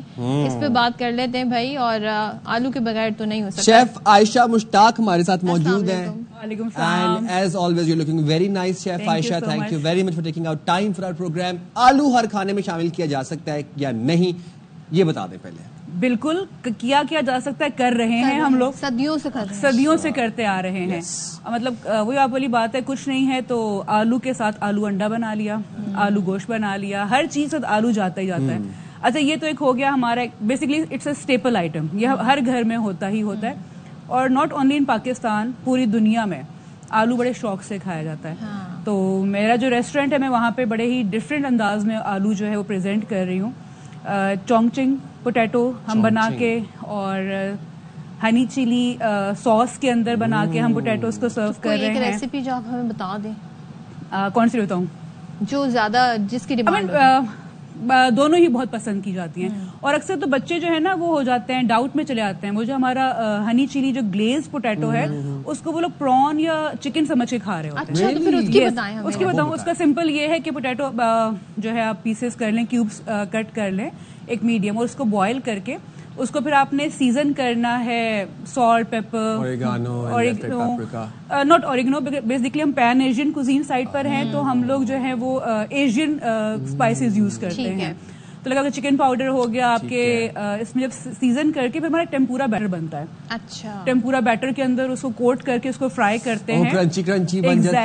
ایگزیکٹلی کرنچی فرائی کرتے ہیں. پھر اس کے بعد ہم اس کو آئل کے اندر جو ہمارے ساسز ہوتے ہیں، سویا، اوئسٹر، ہنی، کے ساتھ جو ہے اس کو ہم سوٹے کر کے اور کرسپی اوپر سیسمی سیڈز یا سیسمی سیڈز اور اسپرنکل اسکیلینز جو ہوتے ہیں لائک گرین انین کی جو بیک گرین سائڈ ہوتی ہے, اور وہ اس کو ہم سرو کرتے ہیں, لوگ بڑا پسند کرتے ہیں اس کو, اور وہ ٹیسٹ بھی مزے کا, بہت اچھا, سننے میں اتنا مزے کا لگ رہا ہے, اور باقی ساتھ جو ہمارا کانٹیننٹل سائڈ پہ وہ سیم جو میش پوٹیٹوز ہیں, آپ کا ہیش براؤن ہے, آپ کا پوٹیٹو گراتا ہے, اور یہ سب چیزیں بڑی چل رہی ہوتی ہیں. اچھا یہ ایک تو بات بتائیں نا کہ نیا آلو پرانا آلو یہ کیا ہوتا ہے, اور لال آلو سفید آلو, I mean بیسکلی کوئی خاص فرق نہیں ہوتا, آلو ہی ہوتا ہے. ہاں لائک یہ ہوتا ہے کہ تھوڑا سا اس کی ٹیکسچر میں فرق ہوتا ہے, اور تھوڑا سا بھی ہوتی ہے. ایگزیکٹلی ریڈ آلو جو ہے اور جو نیا آلو ہوتا ہے تھوڑا میٹھا ہوتا ہے, اور اپنے ٹیکسچر کو بڑا فرم رکھتا ہے, لائک مشی نہیں ہو جاتا ایک طرح سے.